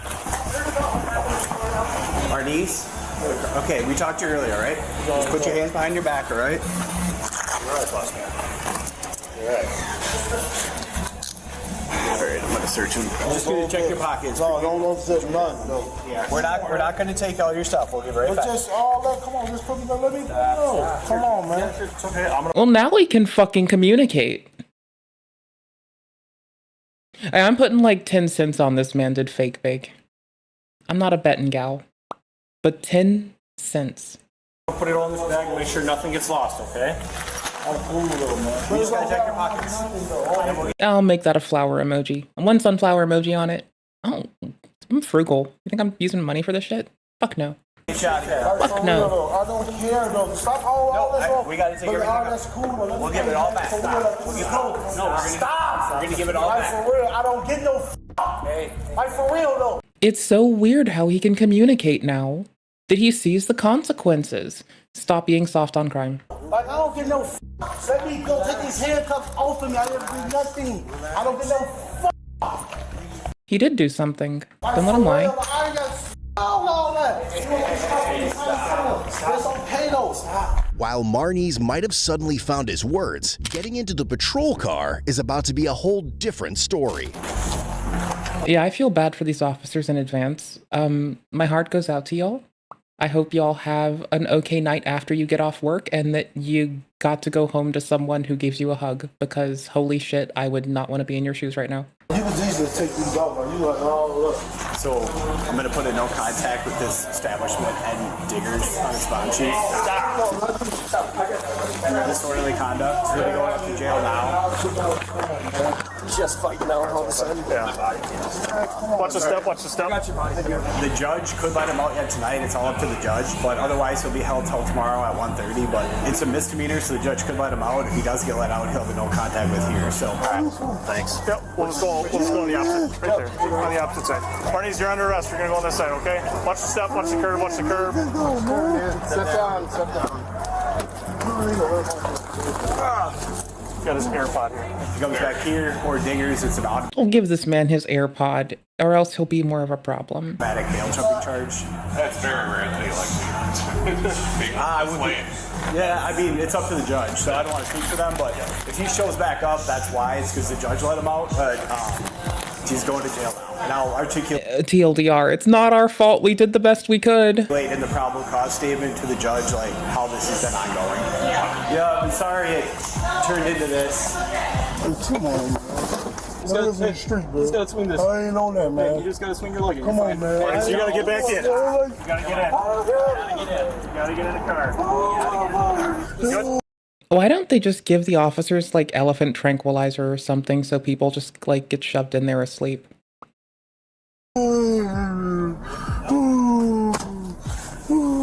Somebody And they don't cry, because a lot of times people cry and it's very annoying. can grab his red bag over there. Yeah, I'm gonna grab it for him. Stuff right here, yeah. Yep. We saw him 3 hours earlier. Yeah. He's gone, dude. I can understand a word that guy was He's homeless, right? I don't know. He's not. He ain't from around here. I think he's just visiting. Yeah, that's his boots. That's his stuff. Arrived at second location. It's a The fuck assistant is that? Is that the Amazon one? the next car. Sorry, I had to make myself not. He's humongous, dude. Doesn't really make sense. He sat right back up back there, so you can't really get much sense out of him. I don't know. He might have like some level of EMTs just on fucking, like on location, EMTs ready to go. That's pretty base. For this incident, Marnies was charged with misdemeanor disorderly conduct and resisting obstructing an officer. Marnies was given a $1,000 signature bond with conditions to have no contact with the victim or the bar. If the officers think this is the last they'd see of him, Sounds like he wins. Put pound on Copeland. Yeah, we got him. Kev, just talk to him. Oh, there he goes. Looks like he's wearing shorts. Where's he going?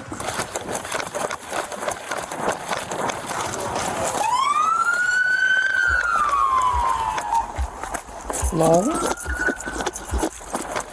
Okay, their cam is dizzying. Hold on. Hands up! Dizzying. Hands up! Okay, how'd it end? Get on the ground.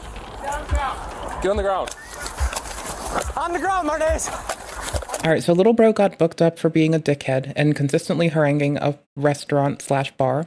Same establishment, same ownership, or different establishment, same ownership, right next to each other with a door between the two. Got out. Looks like next day after 1:30. Because looks like little bro got out at like 1:30, right? Then it's 1:52. So within 22 minutes, this man is getting tasers drawn on him for being a dickhead on Main. And of course, robbing a bank. I don't know if it's Main Street. He seems like an asshole. All the way down. On the ground. Hands behind your back. Hands behind your back. Come on, y'all. Get your hands behind your back. Come on, y'all. Don't do that, man. Oh, man, y'all, come on, man. I ain't thinking like that, though, man. Roll him towards me. Roll him towards me. Come on, roll him towards me. Roll him towards me. We're okay. Keep rolling. No, we got him. Y'all could do all that. Marnez, come on, put your hands on him. Wait, he robs it for fucking coins? Hold the front fucking door. What the fuck? What? Yep. He's still stop. On a bank robbery, he signed the signature bond. That very same day, police got a call about a bank robbery, and the culprit turned out to be a familiar face. Bro has coins. Come on, y'all. You want a break? Fine, get that one. You got it? We're going this way. There you go. Relax. Come on, we gonna do it. That's a bag of coins. Just relax, guys. We got him. He ain't going anywhere. Everybody relax. That is a bag of coins. All right, man. Hey, relax. He ain't going anywhere. Oh, shout out, breast cancer awareness officer. We love to see it. No. No, he's getting one. Oh, You okay? I mean, TLDR, you have the sheriff and the local police department working together. It's adorable. It's nice when the sheriffs don't call the local police department or the state police department the, like, oh my gosh, the one time that there was an officer in another camera that called there were a sheriff in a town. It was some Washington shit. It was very funny small town drama. So they called the state officers, the state troopers, they called them the state tumors to the person who was being a dickhead, possibly to de-escalate it and build rapport. But it's still funny as fuck to me because I love small town drama, especially when it's fucking like small town police versus state police drama. It's the fucking best. It is always hilarious. I can't get enough of it. It is free like beer, not free like speech. It is amazing. It is lovely. You should always enjoy it if you find it. It's great. Sorry, anybody injured? No, we're good. America will be great again because I get to watch fucking like the beef between state fucking officers and local city sheriffs, and it is so fucking funny. He's just... You good? Yeah. Is that blood? No, it's not blood. YouTube, it's not blood. I swear. I think. I don't know. Yeah, for him. Probably not. Maybe. I don't know. Are you Find out. Are you injured? Let's search him first. You want to pull it? That's mine. Just get it close to us, just so we don't get it. You got anything on? Watch the feet. Are you okay? What hurts? Yeah, man. Everything now. Say your bussy hurts. Do it. I dare you. Say your bussy hurts and you need them to like finger it out. I dare you. While you're on the ground, say something obscene. Do a Nikita Dragon so I can laugh. Everything? Yeah. Okay. All right, search it. Come on, y'all. Sit him up. Yeah, just give everything. You're all right, man. You can't be taking that stuff from the bank. I got you. Okay, when I say Nikita Dragon type shit, this is what I mean, okay? Really fast. This is a wedding day. Do you guys want her out? The person. I'm telling you. Did I not put you out? Do you want more? One more come. Don't do that. You're gonna go to jail if you do that. If you get I can't make it that big. you insane. Don't do that. Don't do that. What are you, an Elden Ring player? An Elden Ring commentary person just calling shit insane? I mean, honestly, they possibly are. You never fucking know. You never know who plays fucking Elden these days. And meet up with a female officer who prepares to conduct a standard search before transport. You have anything on you? What kind of thing? You have any weapons or anything? One of mass destruction between my legs, girl. Her name. My God. J. My says M for male. You want to step to me again? Let's go. So I watched her in court after this and she immediately feels bad about this and then bitches that they put her in a mail cell, so I don't know what the fuck I'm doing. I'm gonna just flip-flop with what I call this bitch. I'm mostly gonna stick with drunk bitch because it reminds me of every fucking drunk fucking bitch I ever met. Further issues, officers decide to cuff Nikita's other hand to the... Why are you gonna stay like that, bro? Okay. I'm not gonna fight you, put your pants on. I can't believe I'm just having to stay here with my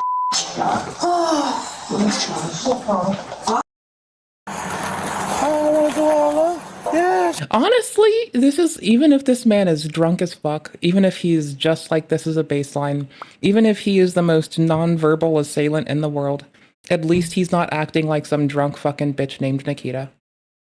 I'll take it. This is an improvement. Society, we're getting better.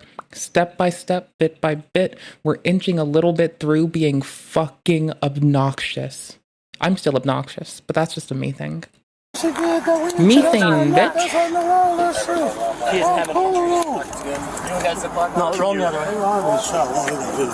You put your legs straight, my ass. We just gotta roll you over. Check your pockets, sir. You like back Tuesday?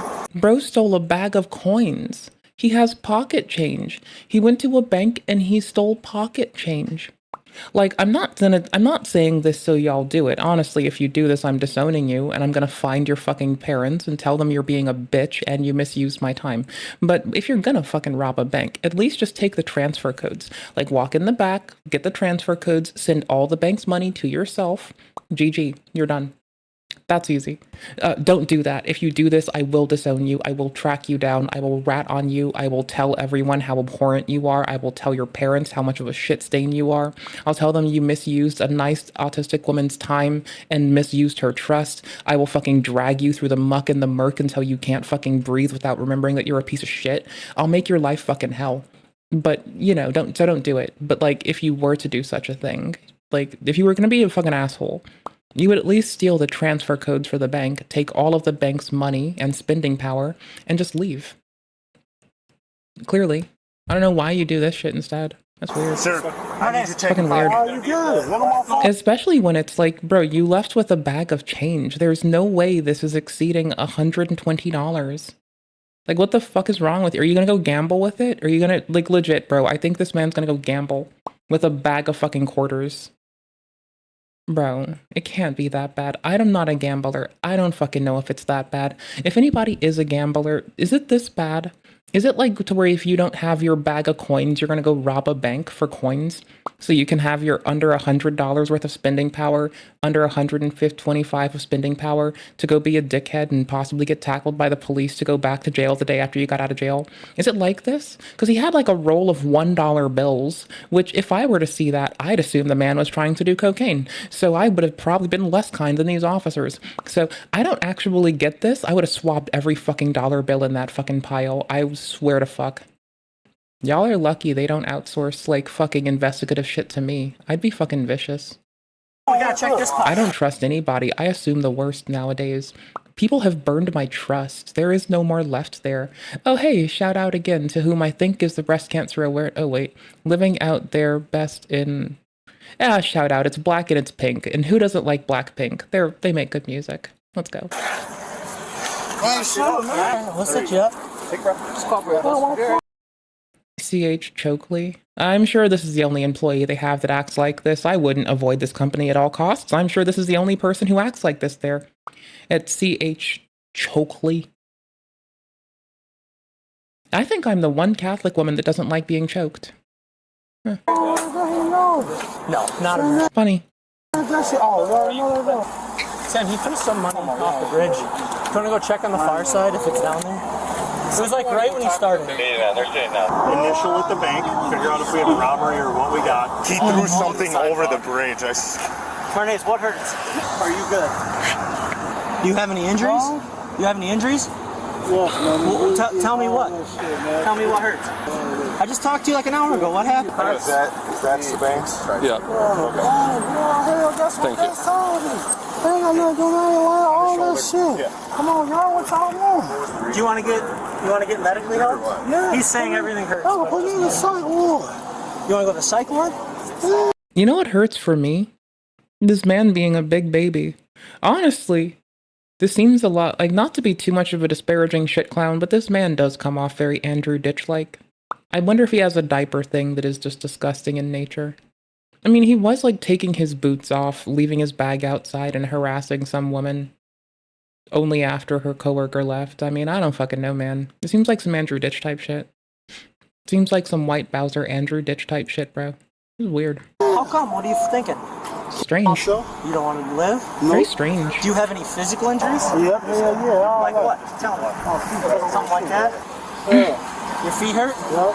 From what? Psych ward, man. I'm gonna go to prison.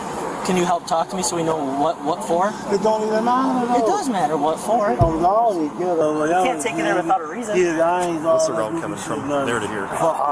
So we saw him when he was already on the sidewalk right before the bridge, but they said he went out the back. Okay. And right as he got like a quarter of the way into the bridge, right after that bush, I think, that's John up, he tossed a cup with something. Okay. Alright. So back at GCU, the doors that we see right here? Too hot to be running. Okay. You want the ambulance to check you out? Yes. Alright, we'll wait for them. They're coming. Is that cool? I'll take this back and get it coming. Okay, thank you.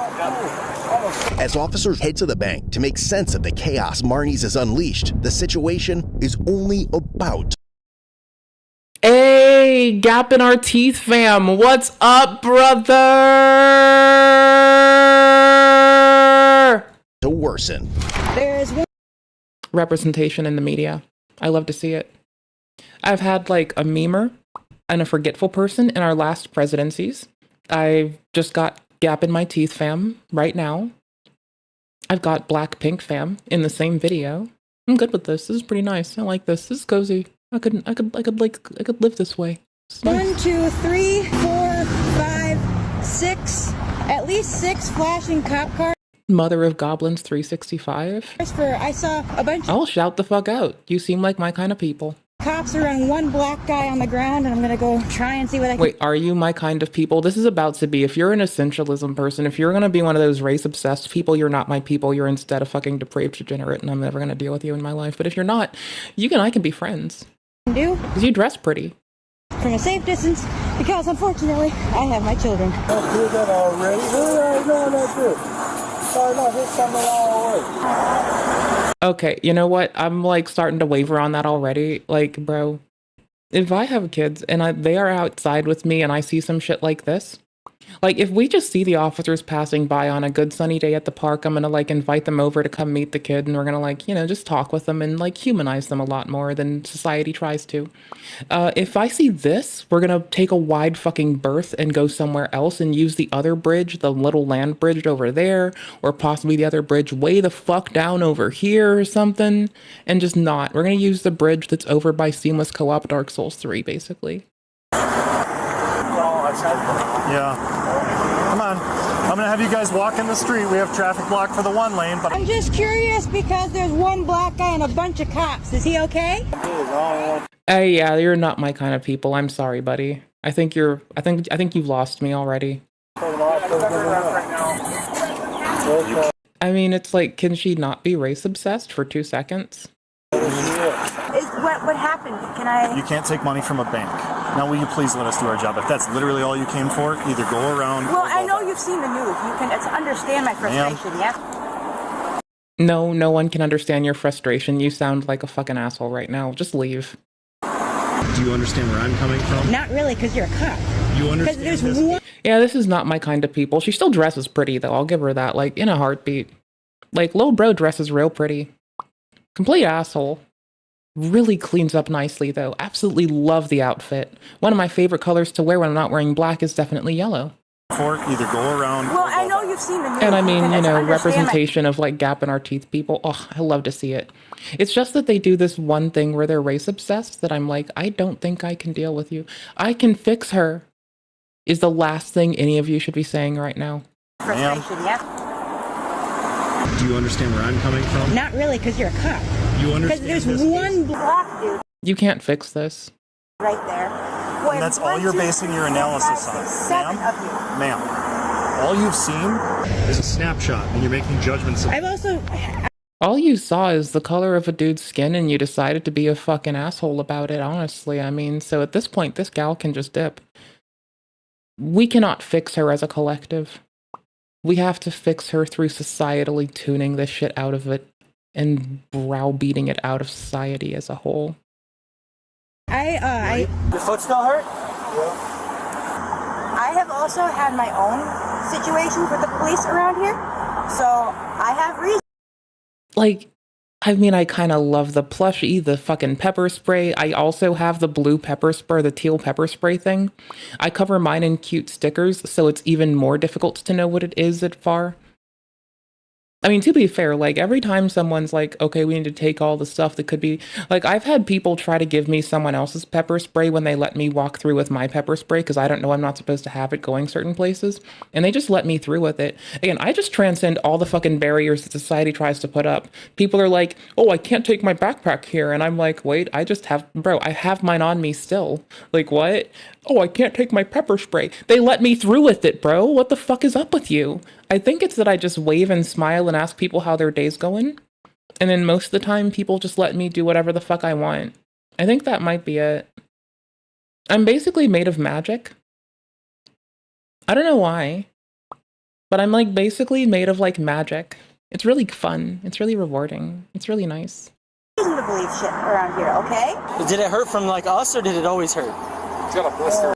If I like... Oh my gosh, pretty privilege? No, it's not even. I'm ugly as fuck. Is it the blister? Yeah, the blister. So I'm a concerned citizen who lives in this area. I'm concerned about this one guy. Right. Who is going to advocate for him otherwise? I'm waiting. The judge, the attorney, the investigatory board that would work with local police if they had a problem with what they were doing. A lot of people, actually. Yeah, like a whole system is actually erected around protecting the rights of those who feel aggrieved by law enforcement. So, not you, actually. You dress really pretty. I do like your outfit, and I love your keychain, and I also have a teal pepper spray styled out the same fucking way. But you're kind of being an asshole right now, and you're basing all of your shit on obsessing over someone's fucking, on what you perceive their ethnocentrism to be based upon the color of their skin, and that is fucking deplorable, depraved, it is weak, it is loserly, it is gonna never help us as a society grow, it is mired in fucking shitty fucking thoughts, and you can grow past this. I believe in you. Grow past this so we can be friends, because you dress really fun. And I think we could be homies. You're like one step away from being homie material. Please, please bring yourself out of this muck and mire. Waiting for a paramedic to come check him out, so right now I'm advocating for him. You don't have to give me do my job. I was letting you do your job. You're giving me an attitude for nothing. I'm just walking here. How is it an attitude for nothing, bro? You've got your children. This man could be doing anything. He might be fucking hopped up on I just stole some shit. Just leave. Get your kids out of here. I would never let my kids be within 10 fucking blocks of this. If I saw it, I would take the widest berth. If you need advocacy, I can hit you on the fucking rebound when you're fucking going through the system and you reach out to someone or something that I can help with through that. Fine. But you're gonna get your ass down to the station with them and you're not gonna give them a fucking bit of lip. I don't fucking give a shit. You can do the first bit where you're not breaking a fucking law by fucking pushing back. And if you can do that, then I can fucking advocate for your ass. At this point, advocacy is only fucking making it worse. This is not advocacy. This is just obstinance and being a fucking asshole about it. Sorry, you dress really pretty. I like your outfit. I love that we have a similar color pepper spray. You fucking wear my favorite color to wear. So we could probably be besties in a different world where you're not this way. But presently, you're fucking up and you need to work on this. You're not, you're stopping. Now I have to deal with you instead of working on this. It looks like Either please take your children and go back. 6. What's that, sir? It's all good. We gotta go all ass want to go shit. Fuck out of this, so don't even know. I can't understand you, sir. He's you good. Want to hear what I have to say? No. Don't come any closer to this. Do you understand that instruction? Yes. Why are you instigating? Because I'm concerned about this dude.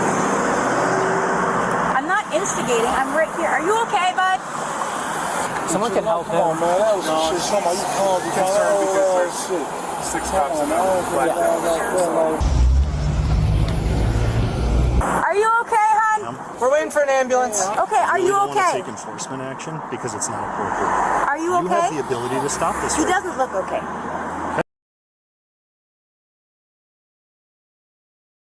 I could have clocked the Kafia and the Free Palestine button a while back. She's got 2 of them, one on this side, one on the other, pinning her. Okay, I got this. I got it. I'm locked in. I got it. Of course I didn't clock it. I'm too concerned with Dark Souls. Hey. The only world issue I give a fuck about is Dark Souls. That's why I constantly bring up the litany of other world atrocities where there's over 100,000 who have perished outside of that region in the last year all the time. Because I only care about Dark Souls. Cool. So I'll let everybody know. What's your name and badge? Steve Kearns, 2591. Thank you. And Your name? My name? Yes. Doesn't fucking matter, does it? Unfortunately. Yeah, it does. Stay in school, kids. You have too much power in your pocket. Too much power. He threw something over the bridge. It's probably another bag of those. It's like silver dollar. Oh, he had silver dollars? Oh, fancy. This man's getting rich. Okay, so I'm going to take back my 125-ish and say somewhere under 280. Man might have stolen up to nearly $300 in coins. Hot darn. Hot dog, my dude. That grass is so tall. If he threw something... He threw it into the river. It was into the river. It was a plastic cup, and I think it was booze, honestly. It didn't even, or maybe change. It was hard to tell from that distance. Oh, y'all please call the ambulance. Yeah, they're coming. They're coming from a little ways away, so we're just waiting on them, okay? A lot of traffic, so they'll be here in a minute. You just wait. They're right there. They're right there. Are you going to be good with the ambulance people? You're not going to fight with them like you did with us? Thank you, Marnez. Get video review, see if there's anything that we're missing based on the information we know right now. So if he took anything else, or if there was anybody else with him, or if he had that cup back there, if we can figure out what that is. Get him medically cleared, and then we'll get him to jail. I don't know if they're going to want to take him or not. He just keeps saying, let's go to the psych ward. So they can assess, and if we need to take him to the hospital, we take him to the hospital. The officers will get their answers at the bank soon enough. In the meantime, one of them starts reading Marnies his Miranda rights, and his response is exactly what you'd expect. Hey, really quick. I'm gonna guess asshole. So he just robbed the bank. Robbed the bank right there.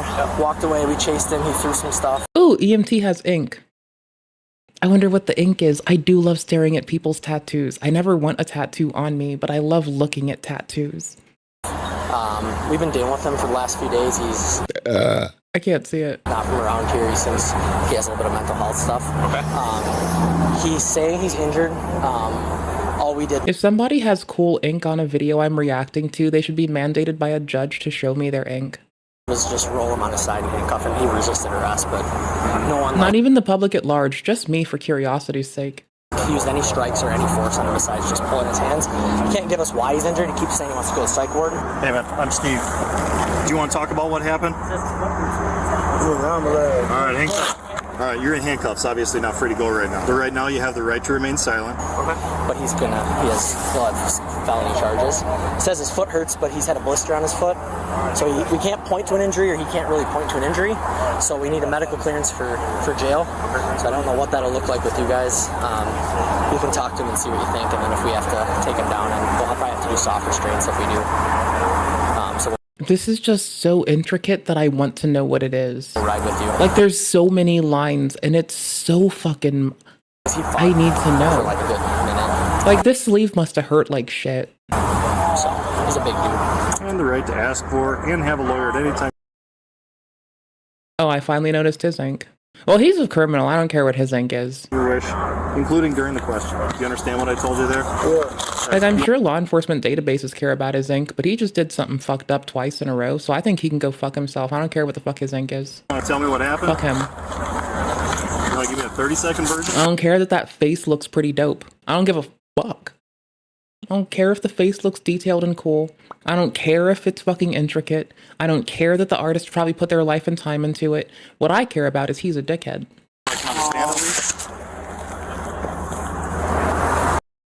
It's splayed out to the side. He has his shoe twisted on, like, silly. Give me a 30 I told you there? Yeah. See, his ankle's just going out like a normal ankle. It's that his, like, here's his heel, here's the toe, here's the shoe coming off. Yeah. He's being deceitful. He's trying to get you for your feelings. Don't fall for it. He's trying to trick you, buddy. Don't let him get you. Don't let him lie to you. Hey, you want to tell me what happened? You want to give me a 30-second version so I can understand at least? Oh, yeah. It's just not. Oh, man, do you want to talk to me? No, I'll talk to them. You want to talk to them? Okay, they're paramedics. They'll help. In my foot and in my leg. Fucking in my back. Okay, is that new pain? Is that new pain? He kind of comes and goes like this. You have history with him that you can give them? Maybe. Wait, 2 sleeves? Bro, this is the only person to think other than this dickhead who just robbed a fucking bank, so I don't give a fuck about him. Shout out to the artist. Hope they didn't do anything fucked up either. Form a little bit of this. 2 sleeves? Oh, my friend needs to see this. She will fucking, like, freak about how she can't see it either. Holy fuck. He's just been here for 2 days wandering around in the businesses doing this type of stuff. From what we've gathered is he was up here from Chicago with the construction crew. They left him here, so he has nowhere to go. And he's just been kind of generating calls for service for the last 2 days. Meditation-wise. Thank you. What's that? Just a seatbelt. Everybody's got it. Yeah. Here's the guys that'll get you some sandwiches, alright? You be cool with them? They're pretty good dudes, alright? I'll talk to him. Stay. His name's Marnez. Yep. He came in the other day. Oh, you know him? Yeah. He's been up down. So he's in 2 sets of cuffs. Get him out here and we'll wait for coming. That's gonna be tough. He usually tries to fall out and goes limp. He jumped out of the squad a lot. Big hard. Alright, we're gonna take this He really wants a sandwich. So we've been using that.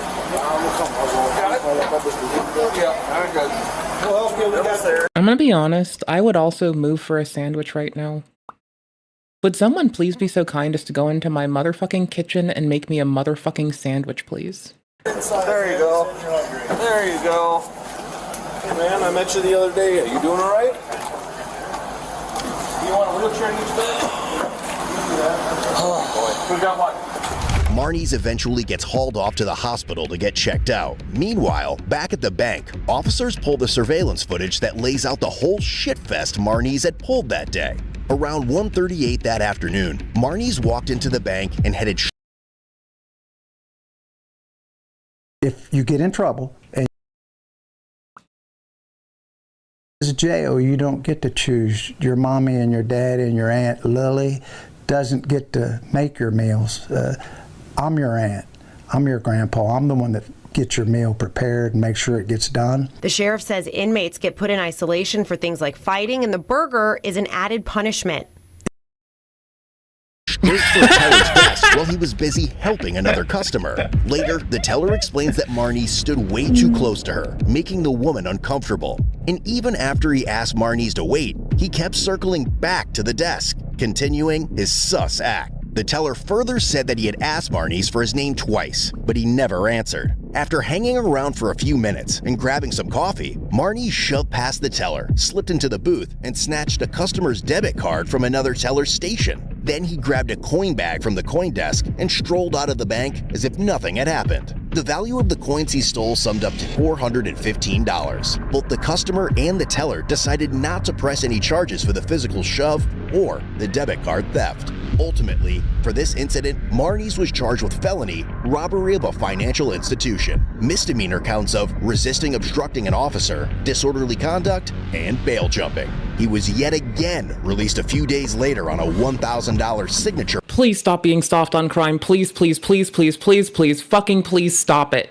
Bond, and ended up getting himself arrested 2 more times for bail jumping and retail theft charges. See what I and fucking here's what's even more crazy. About 70% of the people who watch cases like this haven't subscribed yet. Don't be quiet like Marnies. Hit subscribe and turn on the bell so you don't miss what's coming next. Smart man robs a bank after getting out of jail. I have to tinkle. I gotta tinkle. Like, kind of bad. You know, I'm gonna find the video of him eating his sandwich because he doesn't give a actually, no, there's the better part. Just like you said, it does smell like a pizza. Yeah, it does.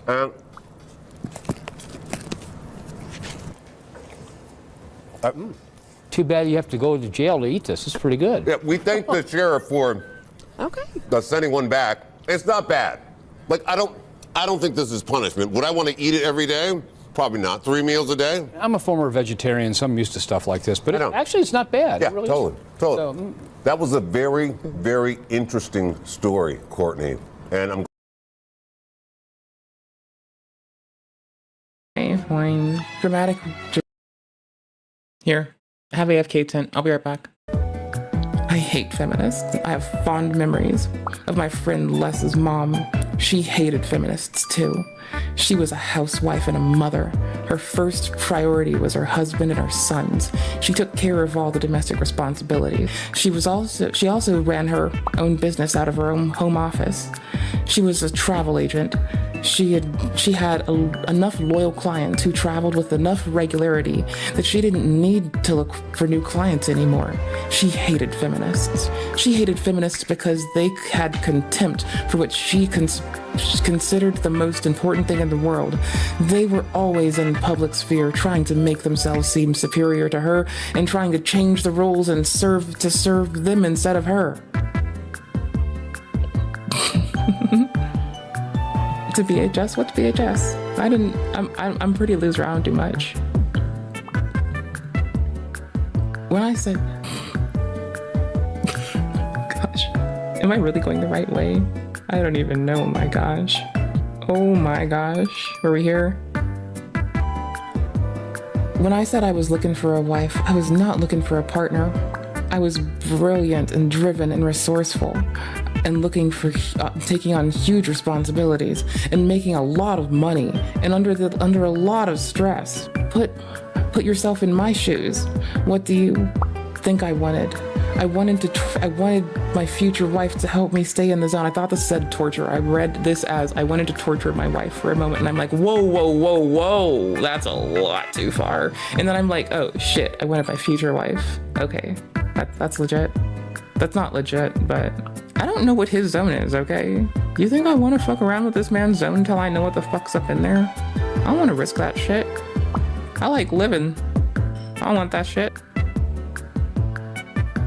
No one is ever honest with me anymore. Everyone either lies to me or tries to manipulate me or gives me the silent treatment or lashes out at me.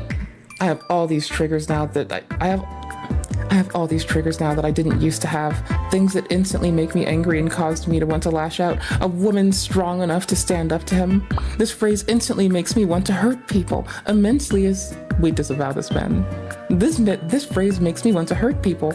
I immediately associate it with contempt. Oh, I'm gonna start fucking with the intonation on this, holy shit. It's hard to say without it sounding like a PDF. What the fuck are you about to say, man? It's hard to say without sounding like a PDF. I like naive, young women who are honest and open and stylish and creative and entrepreneurial and earnest.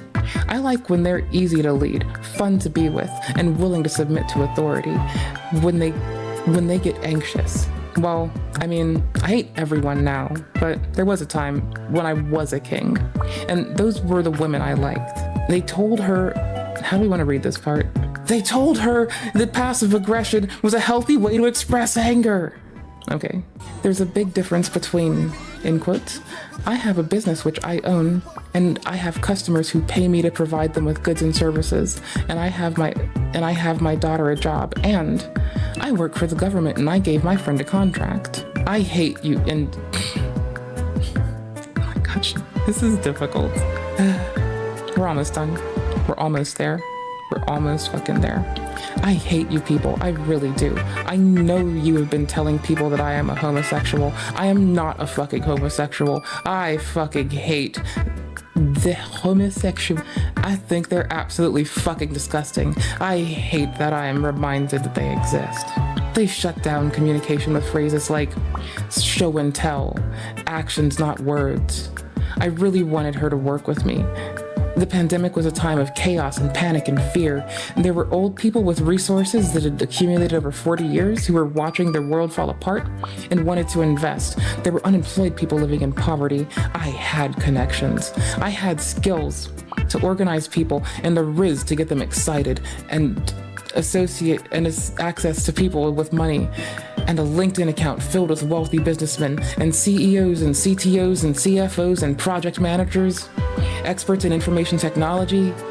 The big difference between I have a business which I own and I have customers which pay me. What the fuck? Did I fuck up? Oh yes, I did. Okay, cool. There we go. If everyone in the world loved me, it would not make me happy. I don't want strangers to love me. I think being in a position where strangers have an opinion about me is absolutely fucking horrible.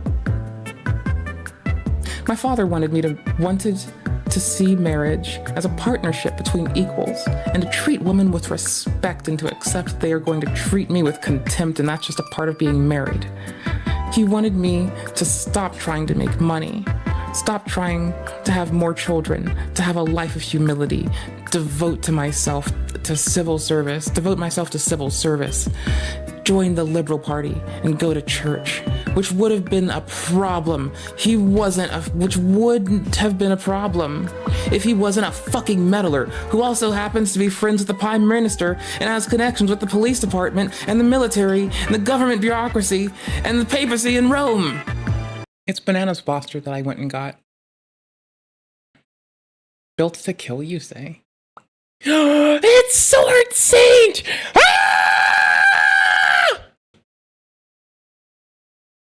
I have spent hundreds of hours studying how developers design bosses and enemies in Elden Ring, Dark Souls series, Sekiro, Night Rain, Lies of P, and more.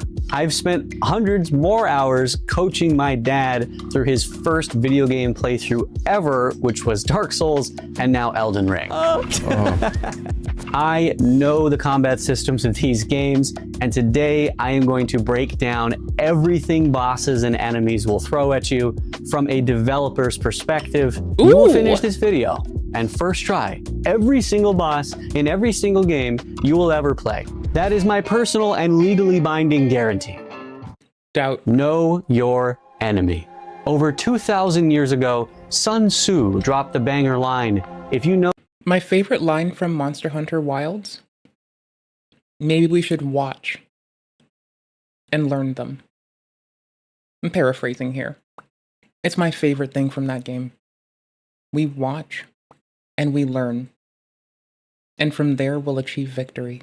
Know the enemy and know yourself, you need not fear the result of 100 battles. He later finished Dark Souls and just shortened his phrasing to get good.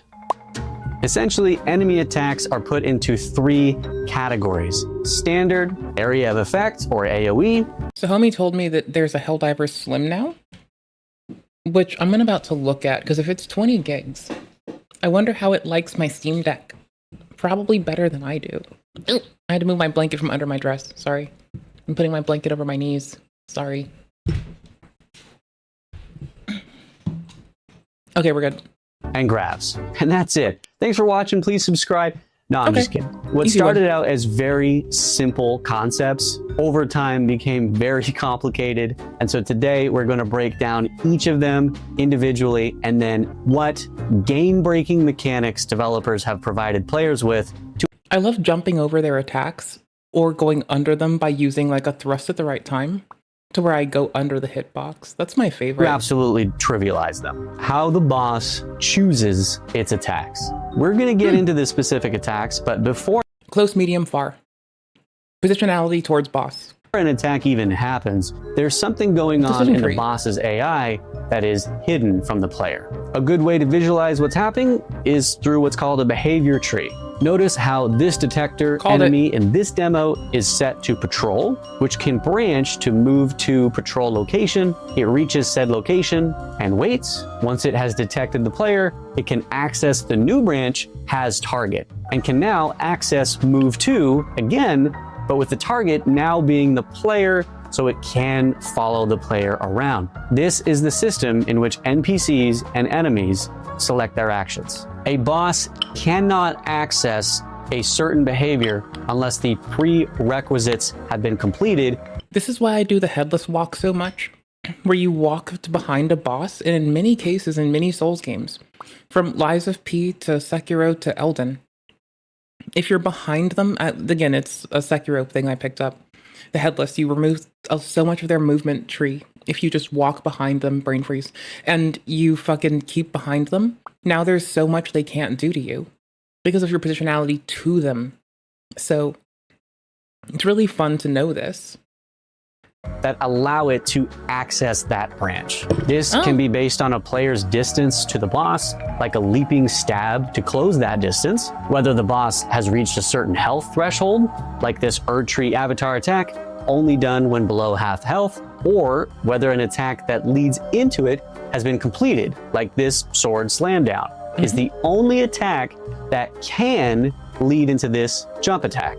I say can because some attacks have multiple branches that it can choose as a follow-up. Notice here the slam attack happens, but due to the player's distance, a different action is chosen. Or here, when the player's position behind the enemy causes it not to select any follow-up action at all. This all seems and is very complicated. So what's the game-breaking mechanic that you as a player can use to trivialize this? Well, all this complicated web of behavior is heavily influenced by you, the player. So dumb it down. A memorable early game boss in modern gaming is distance. Are you close? Are you medium? Are you far?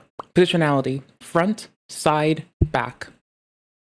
That's how I do this. Margit. When positioned close and behind him, he will almost always do a tail swing, which I can depend on to use a jump attack to both avoid the tail and deal some damage of my own. I try to do this as much as I can to limit the boss's behavior tree. Same thing for the Erd Tree avatar, where perpetually strafing and rolling to the side means the boss is locked into the same handful of attacks I have. The fucking singing frog person in DS2. You'll notice that I consistently strafe to the right and I hug the arm because they're going to use an attack that exposes their face. And if they do try to do a swipe, they're going to swipe to the right first. So I now know that I'm first off in the last place the hitbox is going to go if I have to reposition. Also, in addition to that, if I'm on the left, then they're going to start their attack there. So I have least amount of time to respond to what they're doing. I have the least amount of time for corrective action. So you'll notice this is also a deep impact on how I play games a lot too. I have absolutely downloaded the Punish for. Understand when and why bosses do what they do, and if you can, dumb it down. I fear not the man who has practiced 10,000 kicks once, but I fear one who has practiced one kick 10,000 times. But as we get good, let's look good as well. I've been wearing Project Orochi for a year now, and I love wearing IRL Fashion Souls? to it. They have styles for all So anyway, sorts of games. I didn't know I liked Banana's Foster till I lost my mom. She liked it, and one day I was like all fucking sad and soppy, and I was like, I'm gonna try one of her favorite snacks. Turns out, I've been only eating vanilla most of my life. And remember, they have free I like that good old Nella. Thanks to Project Orochi. I used to joke with somebody whose name started similarly. Player opportunities. So now that we understand how bosses and enemies choose their attacks, we can understand something that, when implemented, almost eliminates all the frustration that people have with combat in these games. Essentially, if a boss is just constantly coming at you and you're defending and trying to dodge and roll, and when is your chance to attack or even heal? Well, first off, you can't just heal or attack randomly. That'll get you killed, Dad. On certain attacks, developers intentionally place little windows of time after the animation is finished. That is your opportunity. These can be on standalone attacks, or they can be after a series of attacks known as a combo, in which your opening is placed on the final attack of the combo. Or they can be earned by successfully dealing with a particularly daunting attack. Rookie players will take damage at the start of a combo, panic heal, and not understand why they still died or got hit out of the healing animation altogether. Or even more common is a player doesn't account that not all openings are created equal. Some are much shorter than others. As bosses and enemies get tougher, you can't heal and attack safely within the same opening, let alone the true greed of getting hit, healing, and then attacking on top of it. You don't get to do everything. What makes these games so addicting is every boss has their own rhythm and timings of openings and attacks that you get to master. If every boss could just be beaten to death with attacking and healing as you see fit, wrapped in you swords. get bored very fast. Unless you play a strength build, turn your brain off, big poise, bigger bonk, and just stagger the boss till they die. I mean, I do respect that, but honestly, strength builds also in late game need to actually understand how bosses work. I'm sorry. So to recap, simply unless you have the Star Fists in Elden, in which case you're pretty much just chilling. Understanding how bosses and enemies. Speaking of, I want to fight my deer. I don't know if I want to do it tonight. I might play Where Winds Meet tonight. Then play my deer tomorrow. And then looking out consciously for those openings intentionally. I went in New Game plus Dark Souls 3. I've been in just New Game. And like Madeira is the last boss we have. And I was like fucking with my Steam Deck, reinstalling everything after wiping the SD card mostly. So I could change it from NTFS to BTRFS for better file system consistency between Windows and Linux. Because I dual boot to Windows sometimes when I want to use desktop mode because it's like more convenient and I can run VS Code without having to first build my own fucking like app image of VS Code. So I don't know. I'll be building that tonight. I might put it on GitHub. I might just make it a public thing. It'll be pretty quick and easy. I just need to grab their shit or VS Codiums and build an app image out of it. Probably VS Codiums, but they're a little behind VS Code. So probably just go straight VS Code. Or are they? I'll check. I'll do it tonight. Placed by developers will allow you to get much better at the game, reduce frustration, and simply enjoy the combat. All right, that's the foundation that the entire combat system is built on. So now we can start getting into this specific attacks and how you can absolutely just bitch slap them out of your way like they mean starting prep work now. Nothing to you. Starting with standard attacks. These are swords, spears, your abuelita's chancla, melee weapons that do damage when they hit you. It's that simple.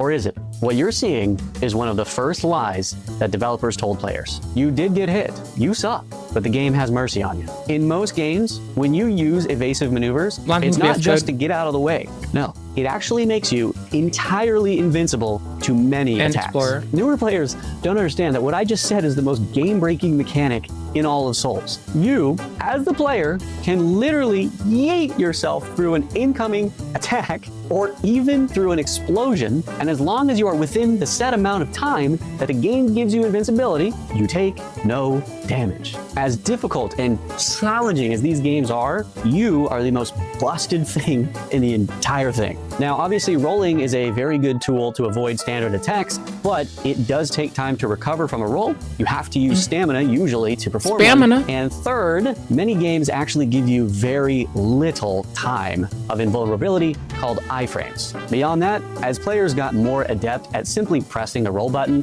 to put their games on easy mode, developers started adding an additional layer to the mix. Where did you roll? Not just when did you roll, where did you roll? Let me show you something from Elden Ring Night Rain that was posted by a good friend of mine. Now to finish, he gains access to a flurry attack.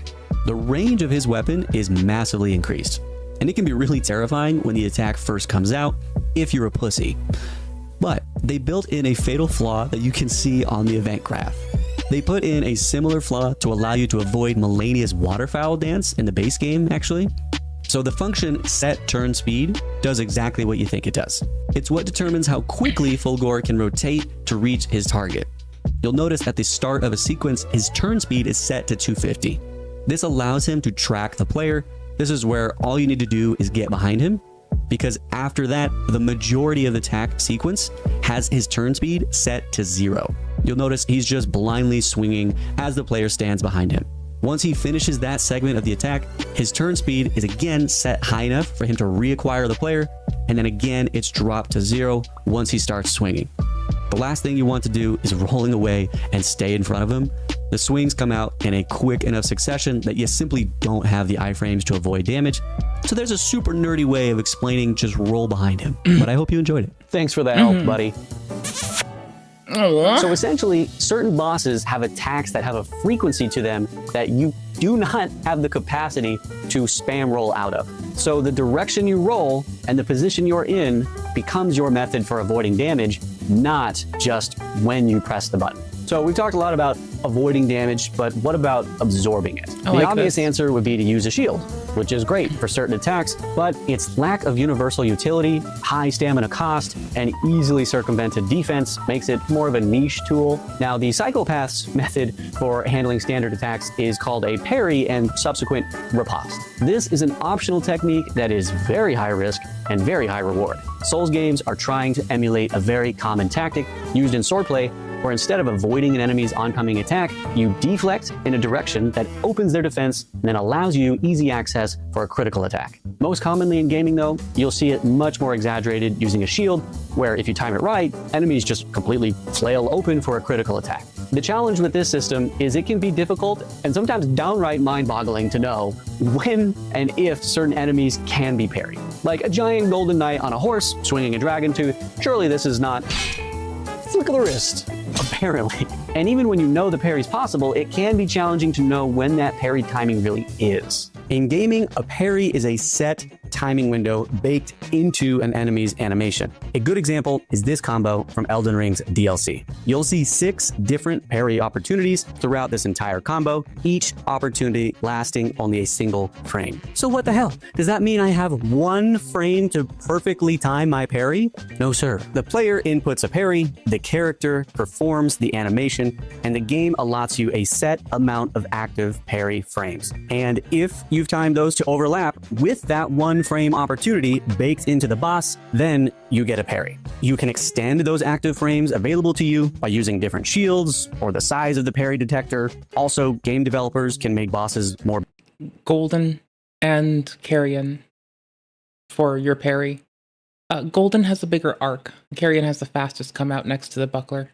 beginner friendly by extending the window a boss is susceptible to being parried, sometimes up to 3 frames instead of 1. So those timings are very specific and can sometimes be very inconsistent. Sometimes they're at the beginning of a swing. Like in a lot of them, you just really need to, in Dark Souls itself, like remastered for instance, Like, it's so big.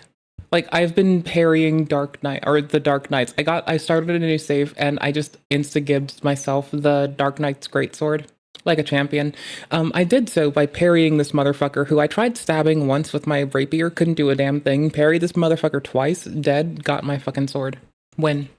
And sometimes they are when the boss's hand reaches you. That I say it's different a lot. for each game, each boss, and sometimes each attack. I don't parry because it pisses me off, but some lunatics out there, many of you, enjoy the rush of just dying over and over, risking their lives to figure out what are those timings, and it can be very rewarding. So that's parrying. But what about games like Sekiro, Lies of P, etc.? They don't use parrying to absorb damage. They use a system called deflect, perfect guard, whatever you want to call it. This is a system where you perfect guard an enemy's relentless attacks until they tire themselves out, opening themselves up for a critical attack. Instead of a specific timing baked into the enemy's animation, the timing to get a deflect is based on when your character model overlaps with an active hitbox relative to when you input the deflect. If you press the input within a range of 0.15 to 0.2 seconds, depending on the game, before your character takes damage, then the game registers a deflect. If you press the button too late, you didn't even put your guard up, and you take full damage. If you press it too early, your deflect frames pass, and you simply guard the attack. And no, none of this means that you can just simply spam the deflect at 60 frames a second. Every game has its own system in place that punishes players for spamming the deflect button, either removing those deflect frames entirely or doing similar animations, but with progressively less deflect frames as you spam. So if you're unsure of a deflect timing, it's better to err on the side of caution and press it early so that if you mistime it, you just get a regular guard instead of taking full damage. AoE attacks. The broadest category by far is area of effect, usually referred to as AoE. This is where games can get more creative. These can be explosions, poisonous vomit, spells, or an absolutely ridiculous barrage of massive lasers. They come in a variety of different shapes and sizes, but they all share one characteristic: the ability to apply damage to the player without the physical restraints of a melee weapon. This can be used to hit multiple targets at once, create a no-go area for the player to position themselves around, attack at range, and or create attacks that force players to rely more on good positioning and movement than a specific roll or deflect timing. The concepts we covered before of behavior trees, openings to attack and heal, all remain the same. However, these attacks are often given a startup animation so that the player knows it's time for them to start preparations for their funeral, to dodge the attack. When it comes to avoiding AoE attacks though, I can't give you a single trick that applies to everything. This is where the developers, but also the gamers, get to be creative. There is no one way to handle any AoE attack, and you can test whatever method works best. Think of good, better, and best ways to respond. Maybe it's good that you can shield something and take reduced damage, better you avoid it entirely, and best that you can avoid the attack while also gaining an advantage in positioning. Lastly, there is one input that we have not addressed, but it does have specific utility against AoE attacks: jumping. Not all games have this, in fact many don't, but in games where it's present, there's some general rules to live by. Jumping often has iframes. Sometimes they only cover certain parts of your body, and sometimes all of it. Now you're already thinking, well, why don't I just jump everything? Well, the reason you can't do that is typically those iframes do not apply to all attacks in game, only to specific ones that in some games are clearly marked, like a sweep attack in Sekiro, or are complete guesswork, frankly, like against certain enemies in Elden Ring's DLC, for example. I had no idea until I looked into the frame data that you can just be completely engulfed in flames with this attack, but as long as you're jumping, you're okay. Kinda odd, but yes, it is jumpable. A general good rule of thumb is that if it originates from the ground, is a low-hitting attack, or has some kind of stomp motion, you should consider jumping. And if the game allows it, make sure to attack with that jump. And now finally, the weird one. The one that probably causes more rage than any other: grabs. So in Souls games, grabs can't be blocked, jumped, parried, or deflected. Except this one from Sekiro, for some reason, I don't know. But anyway, almost always rolling is your best option here because you will be in your iframes as that grab detector passes through you. So if that's true, then what the hell is this? Okay, it's not a great system, and sometimes they don't make it easier on us, but in general, this is what's going on. If any part of your character overlaps with an active grab hitbox, it's my favorite. By the way, just walk to the sword. Like, walk to the shield, rather. Like, if you walk to the shield arm on the pursuer, like, level 1 run going on right now, I'm just not doing it right now, right? You literally just walk to the fucking shield arm, and you've avoided everything they fucking do. That is all you have to do. Like, you don't even have to roll some shit. Sometimes I just roll because I'm nervous. Like, you don't even have to roll half the time. It's so piss easy. It's like, it's free love. And your iframes have expired, you will instantly be placed into the start position for the grab sequence to play out. It happens in Dark Souls 2, Dark Souls 3, Lies of P, you name it. Some cases can be more jarring than others, but that is what's happening. So, what do you do about it? Well, you've got to be within active iframes of your roll to avoid it. I suggest rolling to the direction the attack is coming from, limiting the amount of time you are in the grab detector. Do not roll with the direction of a grab. Also, quick disclaimer, just be advised, certain grabs are absolute bullshit. Sometimes they make grab detectors massive, put them on a boss's foot out of nowhere, and in situations like this, you can roll through the hand that is trying to grab you, but because the detector is so large, it extends beyond the hand, and you get clipped and teleported right back into it. These are great games, fun for the whole family. Well, I hope my Tour de Souls games helped you understand a little bit more of what's going on and what you're going up against out there. Send this to a friend who is trash at these games. I tried to keep this general. Obviously, there's a lot of subtle details in the combat of each of these games, and that's kind of the fun of playing each one. All my other frame data videos, a lot of the stuff you saw with this footage is in this playlist. Just check out the channel in general. I promise you won't be bored. If you'd like to support us directly, please consider becoming a channel member. Check out the merch store, all that good stuff. But as always, thanks for watching. Here's their channel. I think they're pretty dope. I like that. That's some good content. That is some damn good content. Easy fucking sub. Oh, so pretty. Fazbear? The spring lock suits are probably some of the most iconic inventions of the Five Nights at Freddy's franchise. And look, I've told you all time and time again, from any angle you look at it, these things are a bad idea. If you want an animatronic suit hybrid for your restaurant, don't make a spring lock suit. If you want to pinch your pennies and save a bunch of money, don't make a spring lock suit. If you're a crazy serial killer looking to get away with murder, don't make a spring lock suit. There is no scenario where you should ever attempt to make anything remotely similar to this in real life. But you all kept asking. For those who don't know, I am a mechanical engineer. And it turns out that real engineers have a very thorough process that they follow to make sure they don't accidentally start their own indie horror franchises. If we follow this process to the letter and approach it in a way that a real engineer would, I am positive we'll be able to create a spring lock suit that is 100% safe. In fact, I am so confident in it that by the end of this project, I am gonna put my body on the line and wear the thing myself. This is not a cautionary tale of hubris. This is a lesson in proper due diligence. Richard, hit that intro.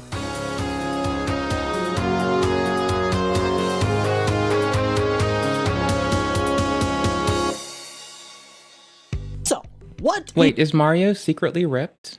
Is the engineering design process? Well, there are technically a couple different versions, but it's generally broken down into 4 distinct phases: requirements, conceptual design, detailed design, and verification. It works the same with each of these phases is capped off with arguably the most important and sometimes most despised part of the whole process: the design review, where you present your work to a bunch of other engineers to get their feedback and suggestions at various key points. The idea is that if you get a bunch of people with different backgrounds to look at your project, they're more likely to spot potential problems that an individual might have missed, and spot them early enough so that you don't get to the end and realize, oh, you wanted an animatronic? I thought you said Iron Maiden. Oh, shoot. Right. This is my first design review. You are my panel of apathetic coworkers, and together I'm going to take you through an authentic requirements design review. Today, we're gonna nail down the exact problem statement that we're trying to solve, come up with a list of requirements that we can use to judge our final design, and then throw out a couple of very rough design ideas to begin considering. Based on the feedback I get today, the next video will be the conceptual design review, where we go through 3 to 4 design concepts to determine which one we want to pursue going forward. Then comes the detailed design review, where we refine the design we selected into real engineering drawings. And lastly, assuming everything goes well, comes the verification design review, where we build a working prototype of our detailed design and test it against the requirements we define today to see if we did a good job. Now, while I would love to get all the way to part 4 of this project and wind up with at least a piece of a fully functional spring lock suit, building one requires a lot of money that I don't have. But what I do have is a Patreon, linked in the description down below. And look, I'm not making any promises, I'm just saying, if I happen to come into a lot of disposable income by the end of this project, then, you know, I might be able to build a really cool suit to teabag on William's grave. Get a lot of other cool stuff too, more information on there. Anyway, let's bust out our stock standard bland PowerPoint and get into the first step of the requirements design review, the problem statement. Because you can't solve a problem if you don't know what problem you're trying to solve. In the world of Five Nights at Freddy's, they needed an animatronic that could also be worn as a mascot costume for their pizza restaurant. However, my problem statement is going to be a little different, because as I pointed out in this video, if you use the engineering process to solve this problem, your end product will probably involve no springs nor locks. Instead, for this project, we're essentially trying to create a replica of the spring lock suits from the games that will look cool and get a lot of dem YouTube clicks. And, you know, hopefully not get me killed. According to in-game descriptions, these special suits contain internal endoskeletons that can drive their movements while in animatronic mode. This endoskeleton is attached to an outer frame with spring locks, which, if you didn't know, are actually a real mechanism that do exactly what they say on the tin. They lock a spring in place. If you've got like a fancy deck latch or some sort of clicky pen, you've definitely seen one before. These spring locks can be used to pull the endoskeleton back and hold it in place, making room for a person to hop inside and walk around like a mascot costume. Now, obviously, there are a couple of problems with this design. First, the whole crushing you to death thing. Seems like a pretty big one. Based on this, we can infer that the suits from the games use what are called compression springs, designed to push the endoskeleton back into place. So you pull the endoskeleton back to make room, lock it into place, and cross your fingers that the spring locks don't break while you're still in there. Ouch. But contrary to what the games would have you believe, this is actually a very easy problem to solve. Just swap out those compression springs for tension springs that lock the endoskeleton in animatronic mode, then pulls it away from the center to go to suit mode. That way, your body is never in the path of the springs, and if the locks ever do break, it'll be when it's in animatronic mode. Crazy how this seemingly unsolvable problem is actually very solvable. Unfortunately, there is still the lingering issue that the suits, as described in the game, wouldn't work. at all. The problem is, a spring is only capable of moving something in one direction. So if you attached a bunch of spring locks to the top part of the arm, you could pull it back, but the forearm piece would still be in the way. And if you put more spring locks on the forearm, you couldn't pull it down because the top is already attached to its own spring locks. It can't come down without those also coming down. And even if you designed it in such a way that they could come down, well, I mean, first of all, they wouldn't by definition be locked, but also you would then need to pull the shoulder down.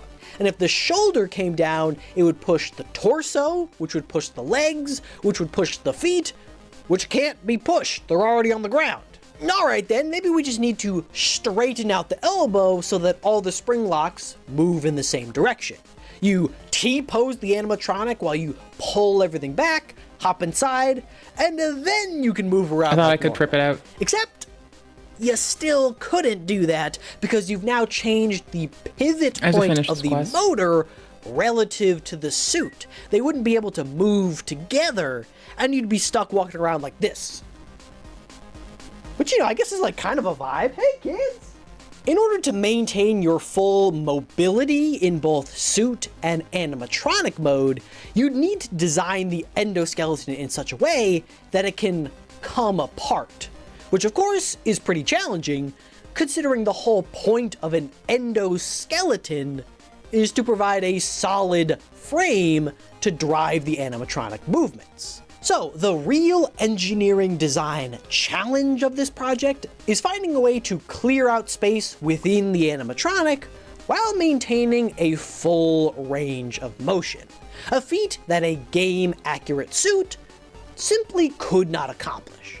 I'll talk about some potential ways we could address this problem at the end of the video, but before we can do that, the next step in a requirements design review is to define, well, the requirements. Would have been kind of weird if we didn't talk about it.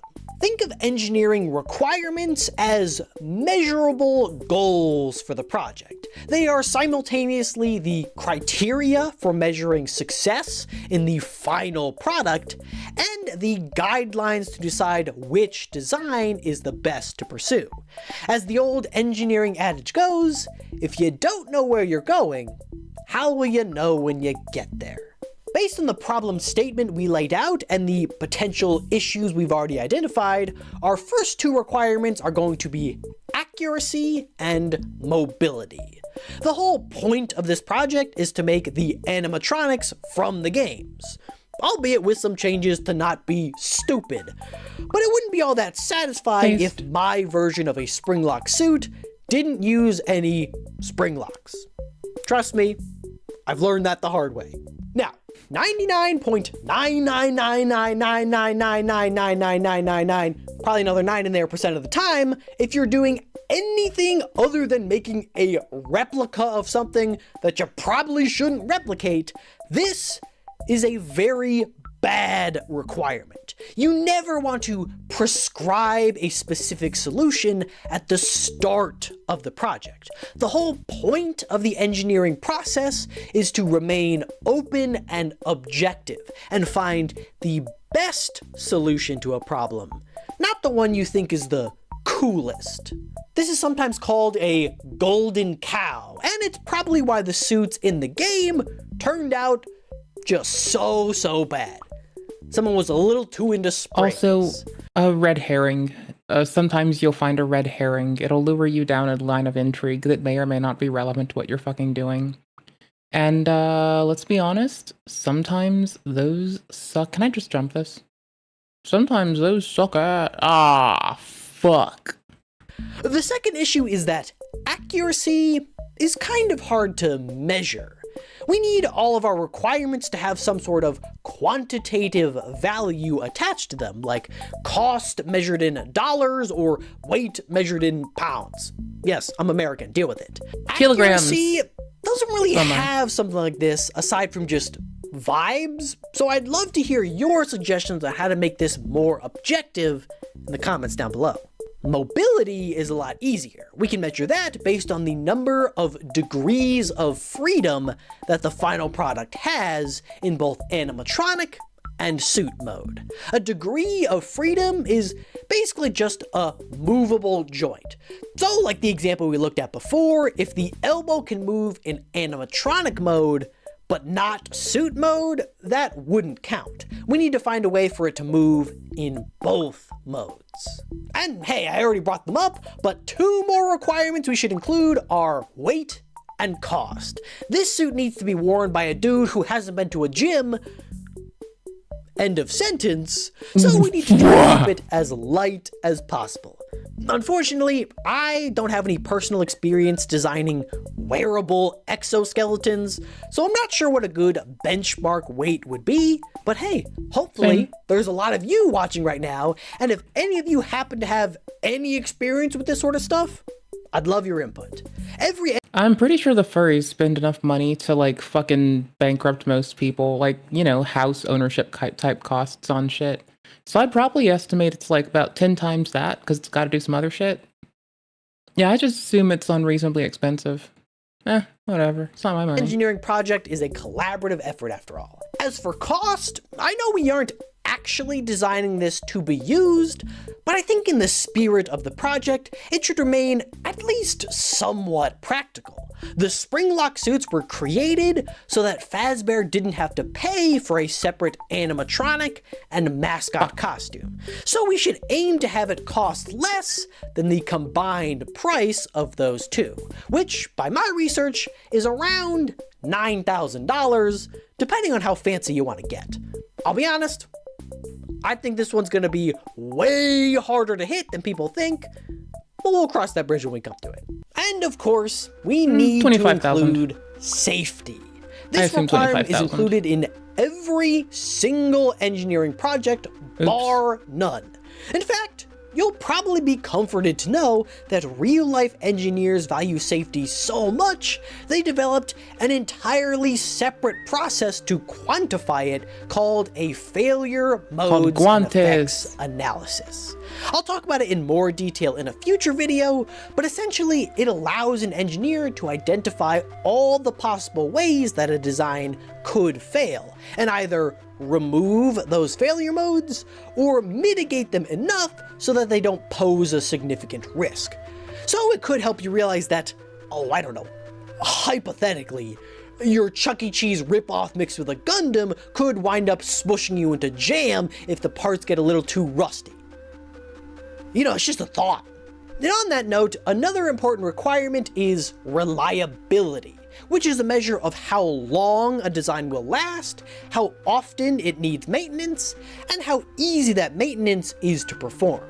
Sometimes I'll hear people try and excuse the spring lock suits by saying they only failed because they were old and the parts were worn out. You should know that in advance.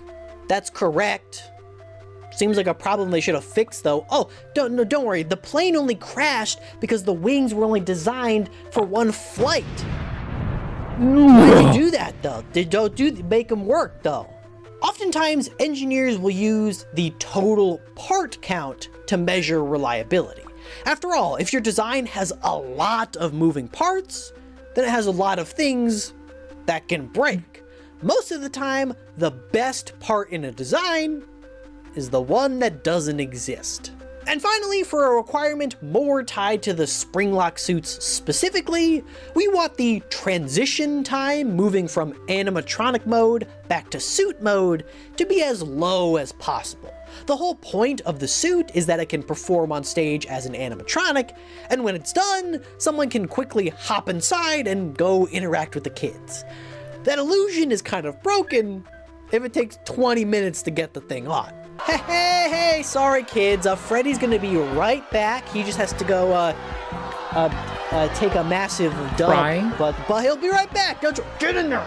So to recap, we've got 7 Kid me would have heard massive dump, thought it was funny and been okay with it. I was a very like poop jokes are funny kid, so that would probably work on me pretty well actually. Requirements for this project. mobility measured in degrees of freedom in both modes, accuracy with a measurement to be determined, cost measured in dollars, weight measured in pounds, safety measured with an FMEA, reliability measured with a component total, and transition time in minutes. During the next conceptual design review, we're going to use these 7 requirements to objectively judge a few different possible designs to figure out which one is objectively the best. But before we can do that, I need some help from all of you. In the description down below, I've included a Google form. I need all of you to rank each of these requirements from most important to least important, and suggest any other important requirements that you think I missed. Remember, the whole point of a design review is to get outside help. And instead of that outside help coming from a Zoom call of grumpy old white dudes, it's coming from all of you.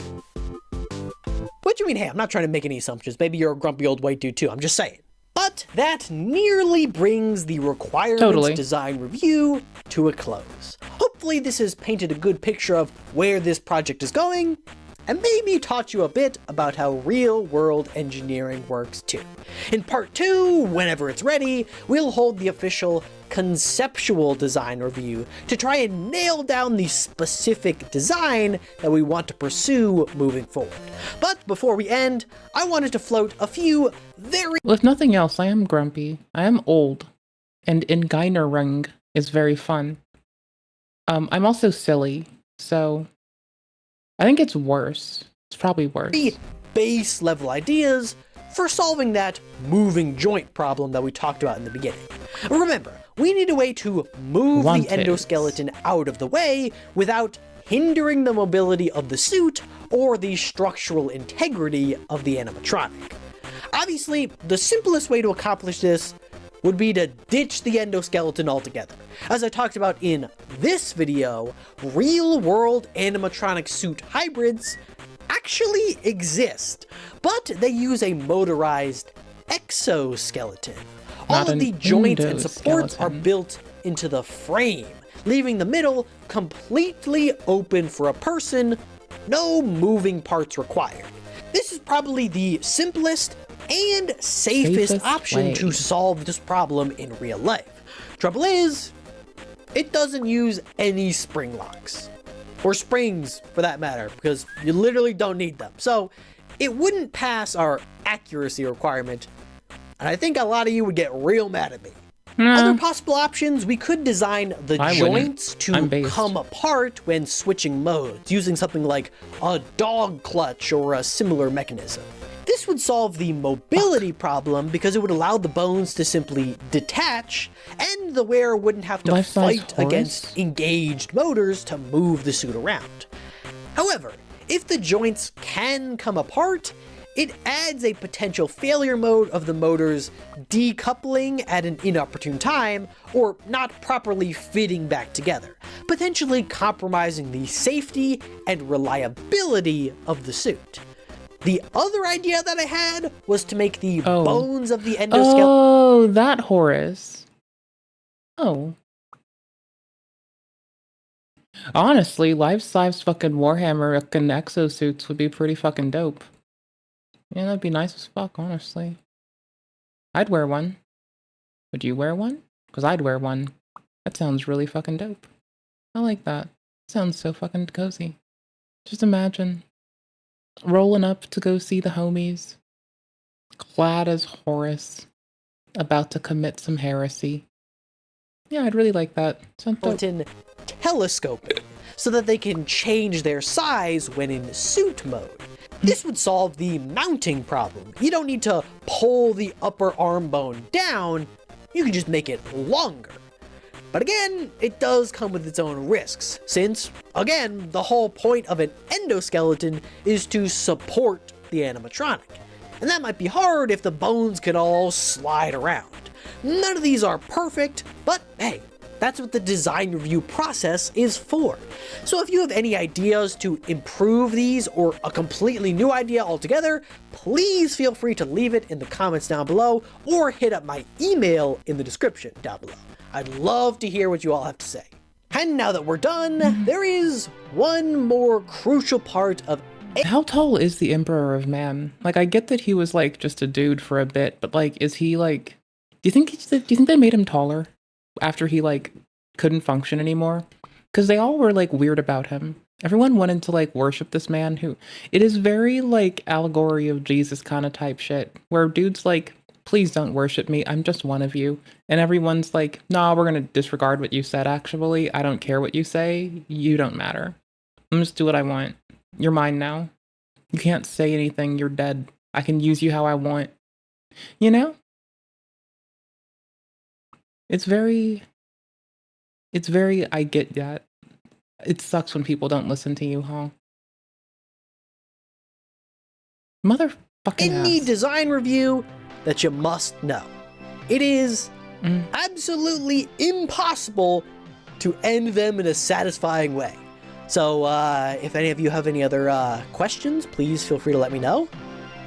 And of course, in real life, this is always being held at 4:00 p.m. on a Tuesday, and everyone has either talked your ear off about their questions already, or they turned off their camera and have been playing Marvel Snap for the past 20 minutes and have no idea what you're talking about.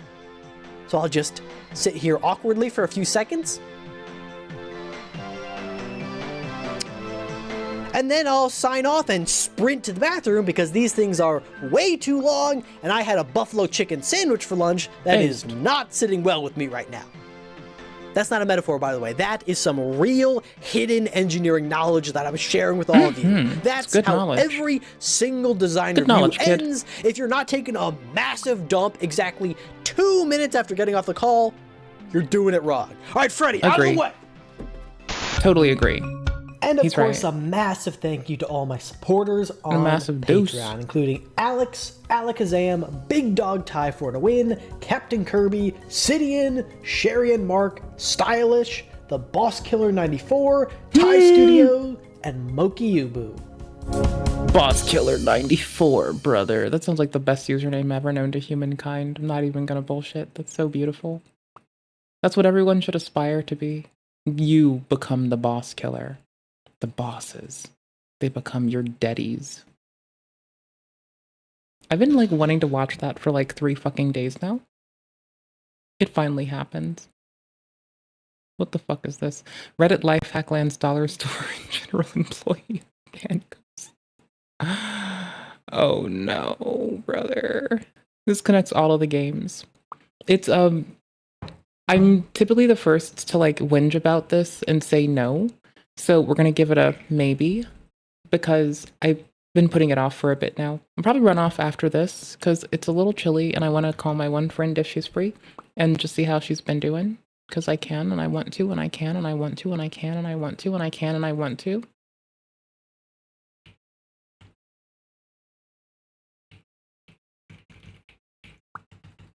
What?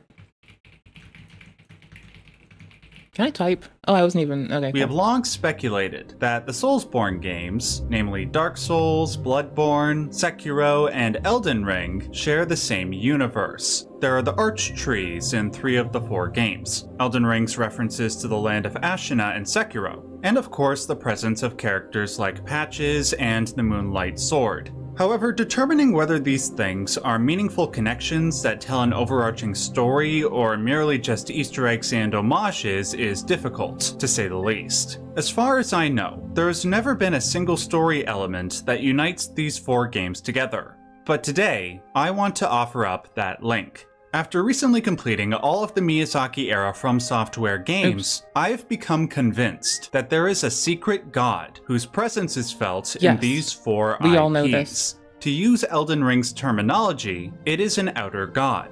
Just like the gods of rot or death, it is a personified force of nature, trying to influence world events. One that is antagonistic to the religious/political orders established by the likes of Gwyn from Dark Souls or Marika from Elden Ring. I will state outright who this god is and present the overwhelming supportive evidence in a moment, but before I do, I will kindly ask that if you end up liking this video, make sure to hit that like button. Always. That helps me out a lot. Also, given that Elden Ring Night Reign seems to be leaning into this shared universe interpretation, I will almost certainly have stuff to say on that game when it releases at the end of this month. So make sure to subscribe so that you don't miss out on any of that. Finally, special thanks to the Soulsborne lore expert, Smotown. It was the Duke's dear Frajajaja. We love the Duke's dear Frajajaja over here. Oh my gosh, it was the Duke's dear Frajajaja. Who doesn't love the Duke's dear Frajajaja? I adore the Duke's dear Frajajaja. Don't y'all adore the Duke's dear Frajajaja?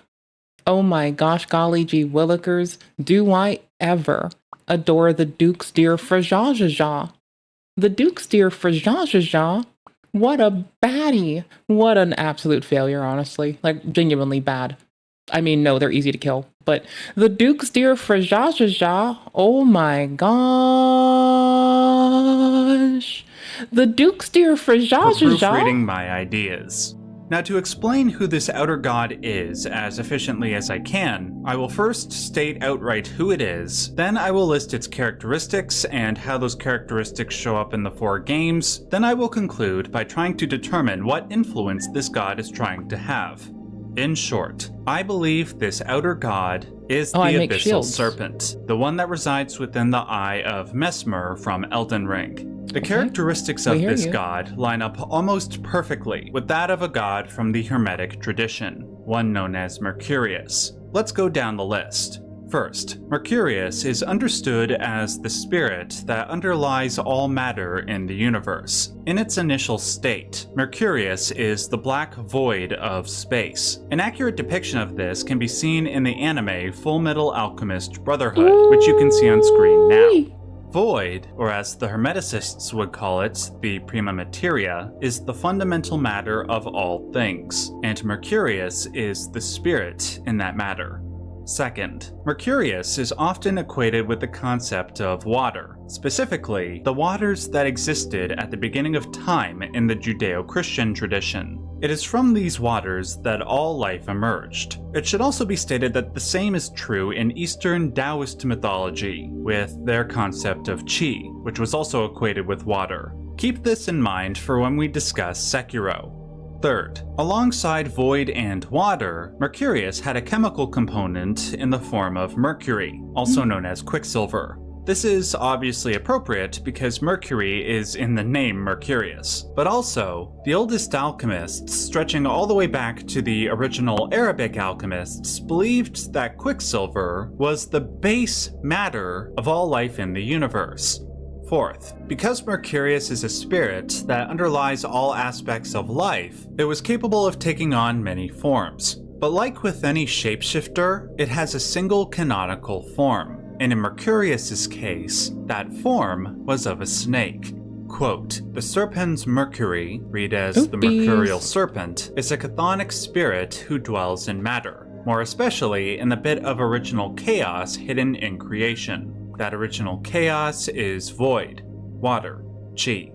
Fifth, because Mercurius underlies every aspect of life, it had the distinct ability to unite opposite elements into a state of oneness, just as it did when it held light and darkness together, yin and yang, in the cosmic seed that birthed the universe. Most famously, it is used as the binding agent in the alchemical union of the Red King Sol and the White Queen Luna into the hermaphroditic Rebus, which was the personification of the immortality-gifting Philosopher's Stone. Note in this particular illustration the Mercurial Serpent uniting the Red King and the White Queen in the Mercurial waters.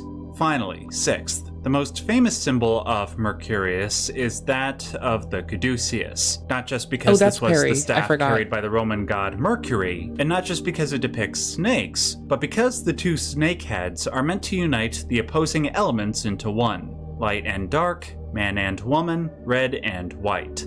To quickly recap, Mercurius is the underlying spirit of life, often depicted as a snake, as void, water and mercury. Its symbol is the caduceus, and it has the ability to unite opposing elements. Don't worry about remembering all of this. I will continuously refer back to these traits as we go along.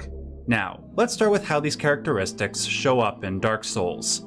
In Dark Souls 1, we encounter the Void in its raw form, which the game refers to as the Abyss. In it, we encounter the chthonic spirit who dwells in the original chaos hidden in creation. Or rather, I should say that we meet two individual extensions of that spirit, even though there are multiple extensions in that chaos. One is the primordial serpent Kingseeker Frampt, who wishes to prolong the Age of Fire, and the other is the primordial serpent Darkstalker Koth, who wishes to usher in the Age of Dark. Their opposing wills reflect Mercurius's dualist, contradictory nature, the ability to hold opposing elements and sentiments within oneself. This is not the only example of Mercurius's dual nature, however. The Abyss is both creative and destructive. It produced the arch trees which shoot up from it, and all the life within. But it also corrupts those who enter it carelessly, as we see for instance with the Four Kings.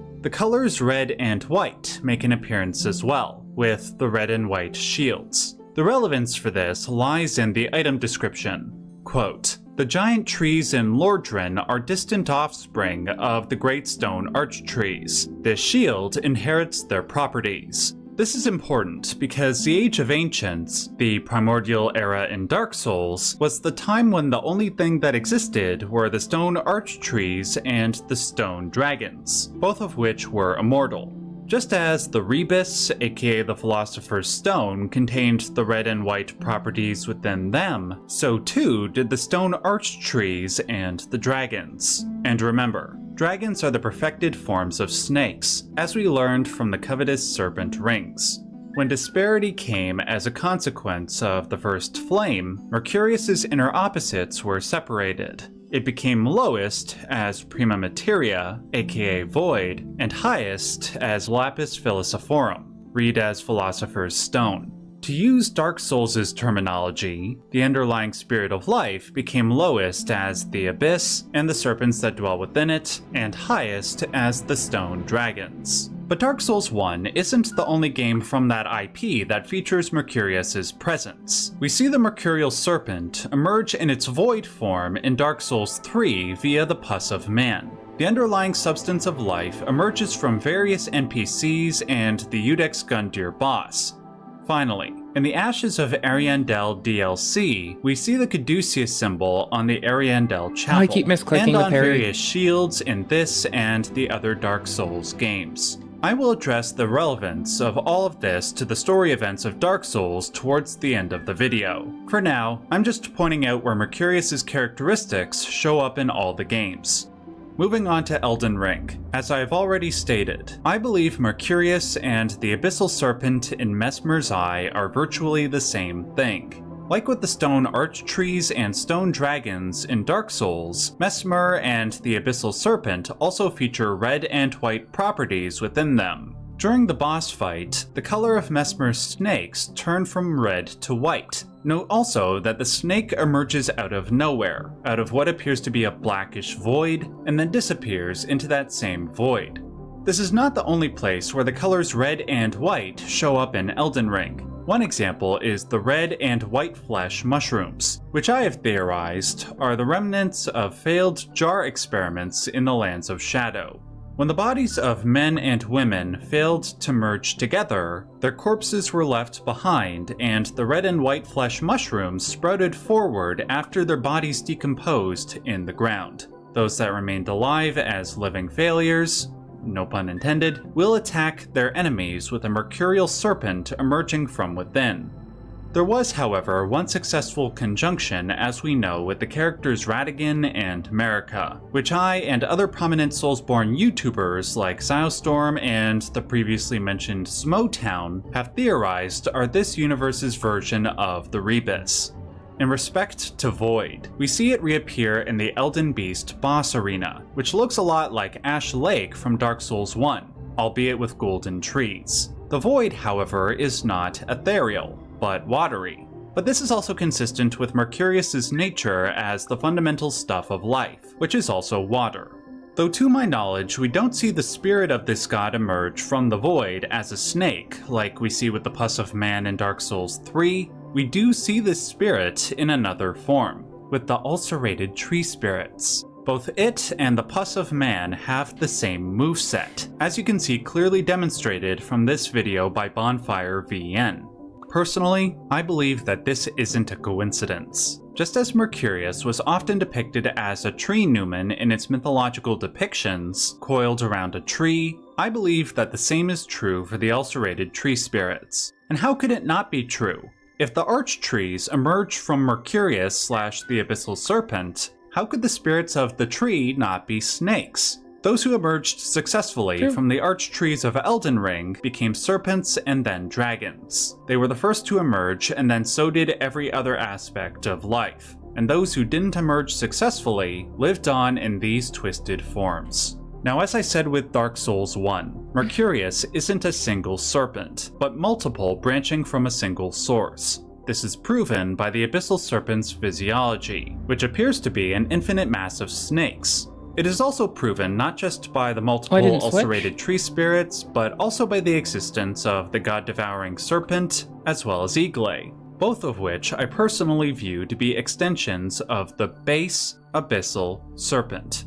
Just as Koth was worshipped as an individual offspring of that primordial force in Dark Souls 3, the same might be true for those other gods. One additional piece of proof to this effect is the fact that we do see the actual Caduceus symbol in Elden Ring, not just in the various spirals which were meant to depict the Crucible Current, the name given to the primordial force of Elden Ring, but the actual two-headed snake. It's behind the throne in Mount Gelmir. Maybe the Abyssal Serpent Mercurius was the ancient serpent deity of the forgotten religion practiced on Mount Gelmir, as the description for the serpent god's curved sword suggests. Finally, before we move on to Bloodborne, Elden Ring also has the Silver Tears, which not only appear to be made out of quicksilver, Mercurius's chemical aspect, but also have Mercurius's ability to transform into a variety of shapes and sizes, including humanoids, weapons, and the Silver Spheres. We also have the Larval Tears, which are dropped by enemies that also transform, like the Cowering Noble who transforms into a Lion Guardian in the Altus Plateau, the Noble in Caelid who transforms into a Troll, this Noble in Limgrave who transforms into a Lesser Rune Bear, and of course the Mimic Tier boss. I used Quicksilver / Mercury as the last example for my Elden Ring section because it's an effective transition into my Bloodborne section. First and most obvious is that Quicksilver can be extracted from one's blood in order to make bullets. This suggests that Mercurius is also the fundamental matter in Bloodborne. Now, unlike Elden Ring and Dark Souls and even Sekiro, the references to snakes or void in Bloodborne initially seemed minimal and or inconsequential to me. The only places we see snakes are in the Forbidden Grave level, in a few of the Chalice dungeons, and in the Shadows of Yharnam boss fight. The only place we see something like void is in the Brain of Mensis location. For the longest time, I struggled to see how the Abyssal Serpent had any concrete relation to these elements. But then, I took a closer look at the lore surrounding formless Erdin, or Odin, I don't know, the greatest of the Great One hierarchy, the one who reached such a high plane of transcendence that he can no longer be perceived. Though nothing is definitive, I do believe there is enough evidence to suggest that there is some connection between Erdin and the Abyssal Serpent / Mercurius. First is Erdin's characteristic of formlessness, which is also characteristic of void. I believe connecting the two is further justified given how characters in Elden Ring communed with a similarly named god, the Formless Mother. She could be accessed at any time by reaching into the ethereal void that surrounds us. Therefore, Erdin's formlessness might be equivalent. But I saved the best two examples for last. First, there are Erdin's Carol runes. What are the benefits they grant you? That's right, more Quicksilver bullets. Why is it that of all the runes there are, the only ones that grant you Quicksilver bullets have to do with Erdin? But the second and best example loops in the snakes. Why is it that we only see the snake balls and snake parasites in the Forbidden Grave? This is because, from what I understand, the Forbidden Grave is the closest to the entrance of the Chalice Dungeons, which was where the Pthumerians were located, including the most famous Pthumerian of all, Queen Yharnam.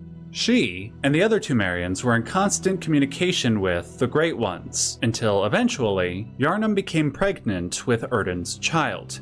For the entrance to the Chalice Dungeons and the dungeons themselves to be the only areas infested with snakes is especially curious. For them to be arranged in balls resembling the Abyssal Serpent is even more curious. And let's not forget that the shadows of Yharnam, Queen Yharnam's attendants, were not only possessed by snakes, but knew how to wield them. Like the base serpent emerged from the void during Messmer's boss battle, the same is true during the battle with the shadows of Yharnam. And let's not forget that one can summon a snake from the void using Madara's whistle. Finally, we have Sekiro. Here, we have further justification for my previous statement that the Mercurial Serpent is the Tree Numen, the spirit of the Arch Trees. After all, the Divine Dragon emerges from a Sakura tree, and its disciples, the Old Dragons of the Tree, are also an extension of that source. And remember, dragons are serpents in their most idealized form. Just as Dark Souls 1 had Frampt and Koth, I believe that the two great white serpents that we encounter in Sekiro are an echo of that. They are both the spirits that underlie Ashina, personifying the opposites of life.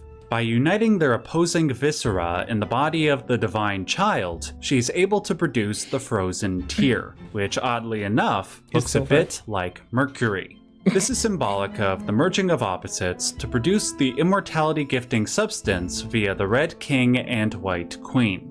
This is further justified when we consider the fact that the game's primary plot device, the Rejuvenating Waters, also have the dragon as its source. This is not only reflective of the dragon as a symbol of this union of opposites, but it's also reflective of Mercurius's watery state. Specifically, the fact that Mercurius is the alchemical aqua permanens, the water of life. The water from which all life emerged, which, as I said before, is equivalent to the Eastern concept of Qi.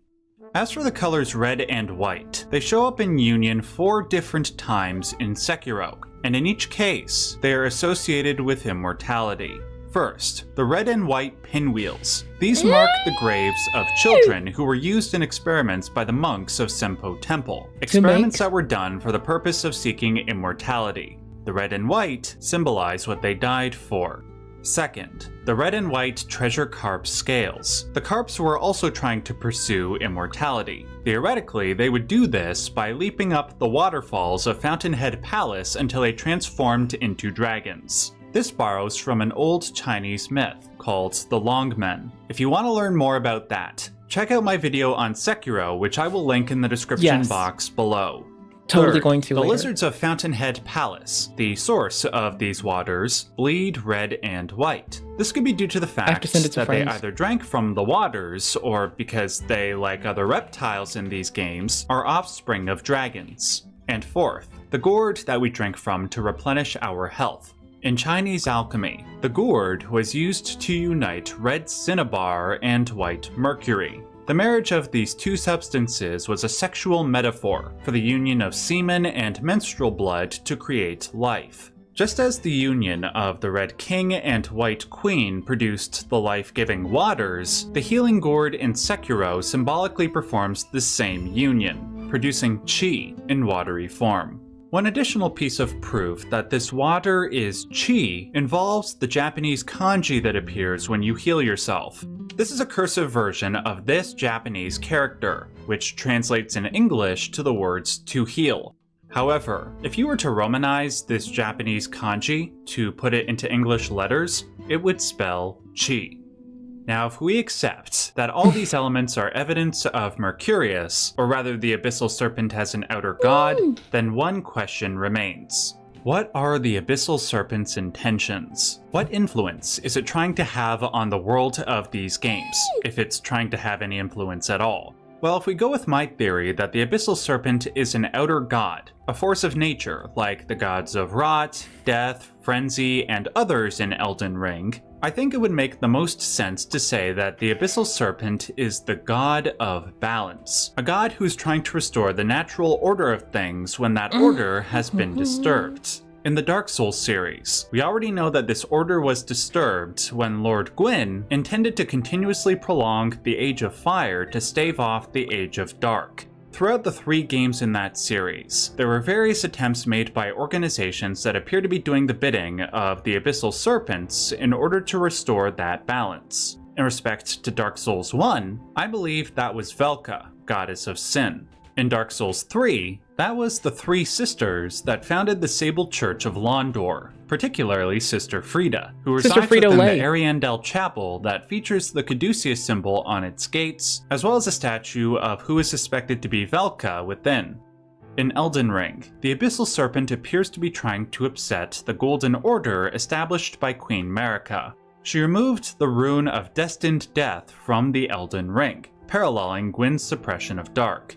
In an ironic twist of fate, one of the progeny of the Red King Radagon and White Queen Marika was Mesmer. Just as the Rebus/Philosopher's Stone produced the mercurial, life-giving substance, Radagon and Marika gave birth to a son with the spirit of Mercurius, the Abyssal Serpent, within. Just like when the Serpent God of the Lands Between was branded as a traitor to the Golden Order, and any worship of it was suppressed, Marika suppressed the serpent within Mesmer's eye with a seal. Outside of this struggle, the remnants of the Abyssal Serpent's worship can be seen through the merging practices which were done, at least partially, to bring the individual parts of Mercurius into the world. The most important example of this, I think, is with Igle, whose skin we see in Bonnie Village, a place where the jar merging was practiced. In respect to Bloodborne, the natural order is upset by the discovery of the old blood from the Great Ones, which may or may not be some form of mercury due to its ability to transform those who ingest it into beasts, similar to the way the larval tears function in Elden Ring. It also had a somewhat transformational effect on the Byrgenwerth scholars, whose bodies appear to be dissolving into a mercurial state. Unfortunately, it doesn't seem like there is an option to restore balance in Bloodborne, but like with all the other games, there is a way to transcend the fractured world that you are in. You can seek out Pale Blood, which may be the highest form of mercury to transcend the hunt. In Dark Souls and Elden Ring, one can bring their inner self into perfect alignment by becoming a dragon. Just as the mercurial serpent underlies all things, one can channel that energy through meditative practices until one reaches perfection.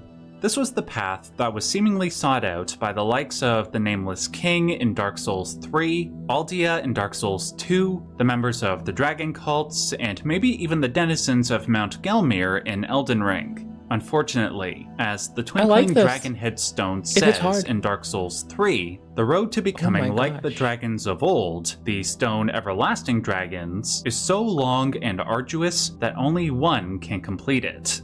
For everybody else, the promise of an immortality gifting substance is too corruptive. And so, as we see in Sekiro, it might be better for the power which accidentally drifted to Ashina to return to the land from whence it came, so it may no longer disturb the imperfect world of humans.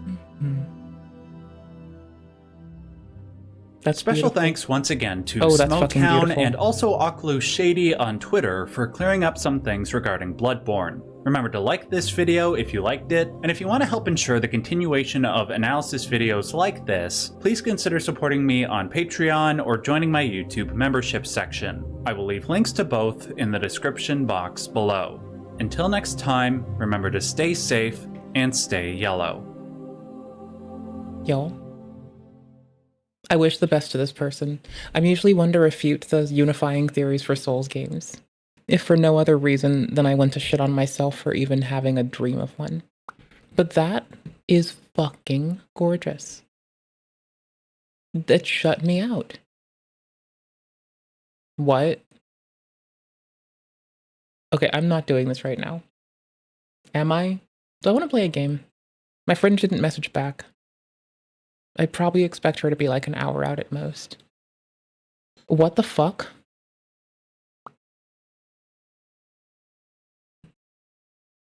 hold on. Let's find a video game. This is about to be some shit.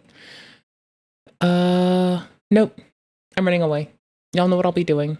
I'll be staring at this. I'm gonna bother my friends, and if she's not free, I'm gonna make something to eat. So that way I'm like ready and like able and not running off on her to make food. This is horrifying. On principle, that is fucking horrifying.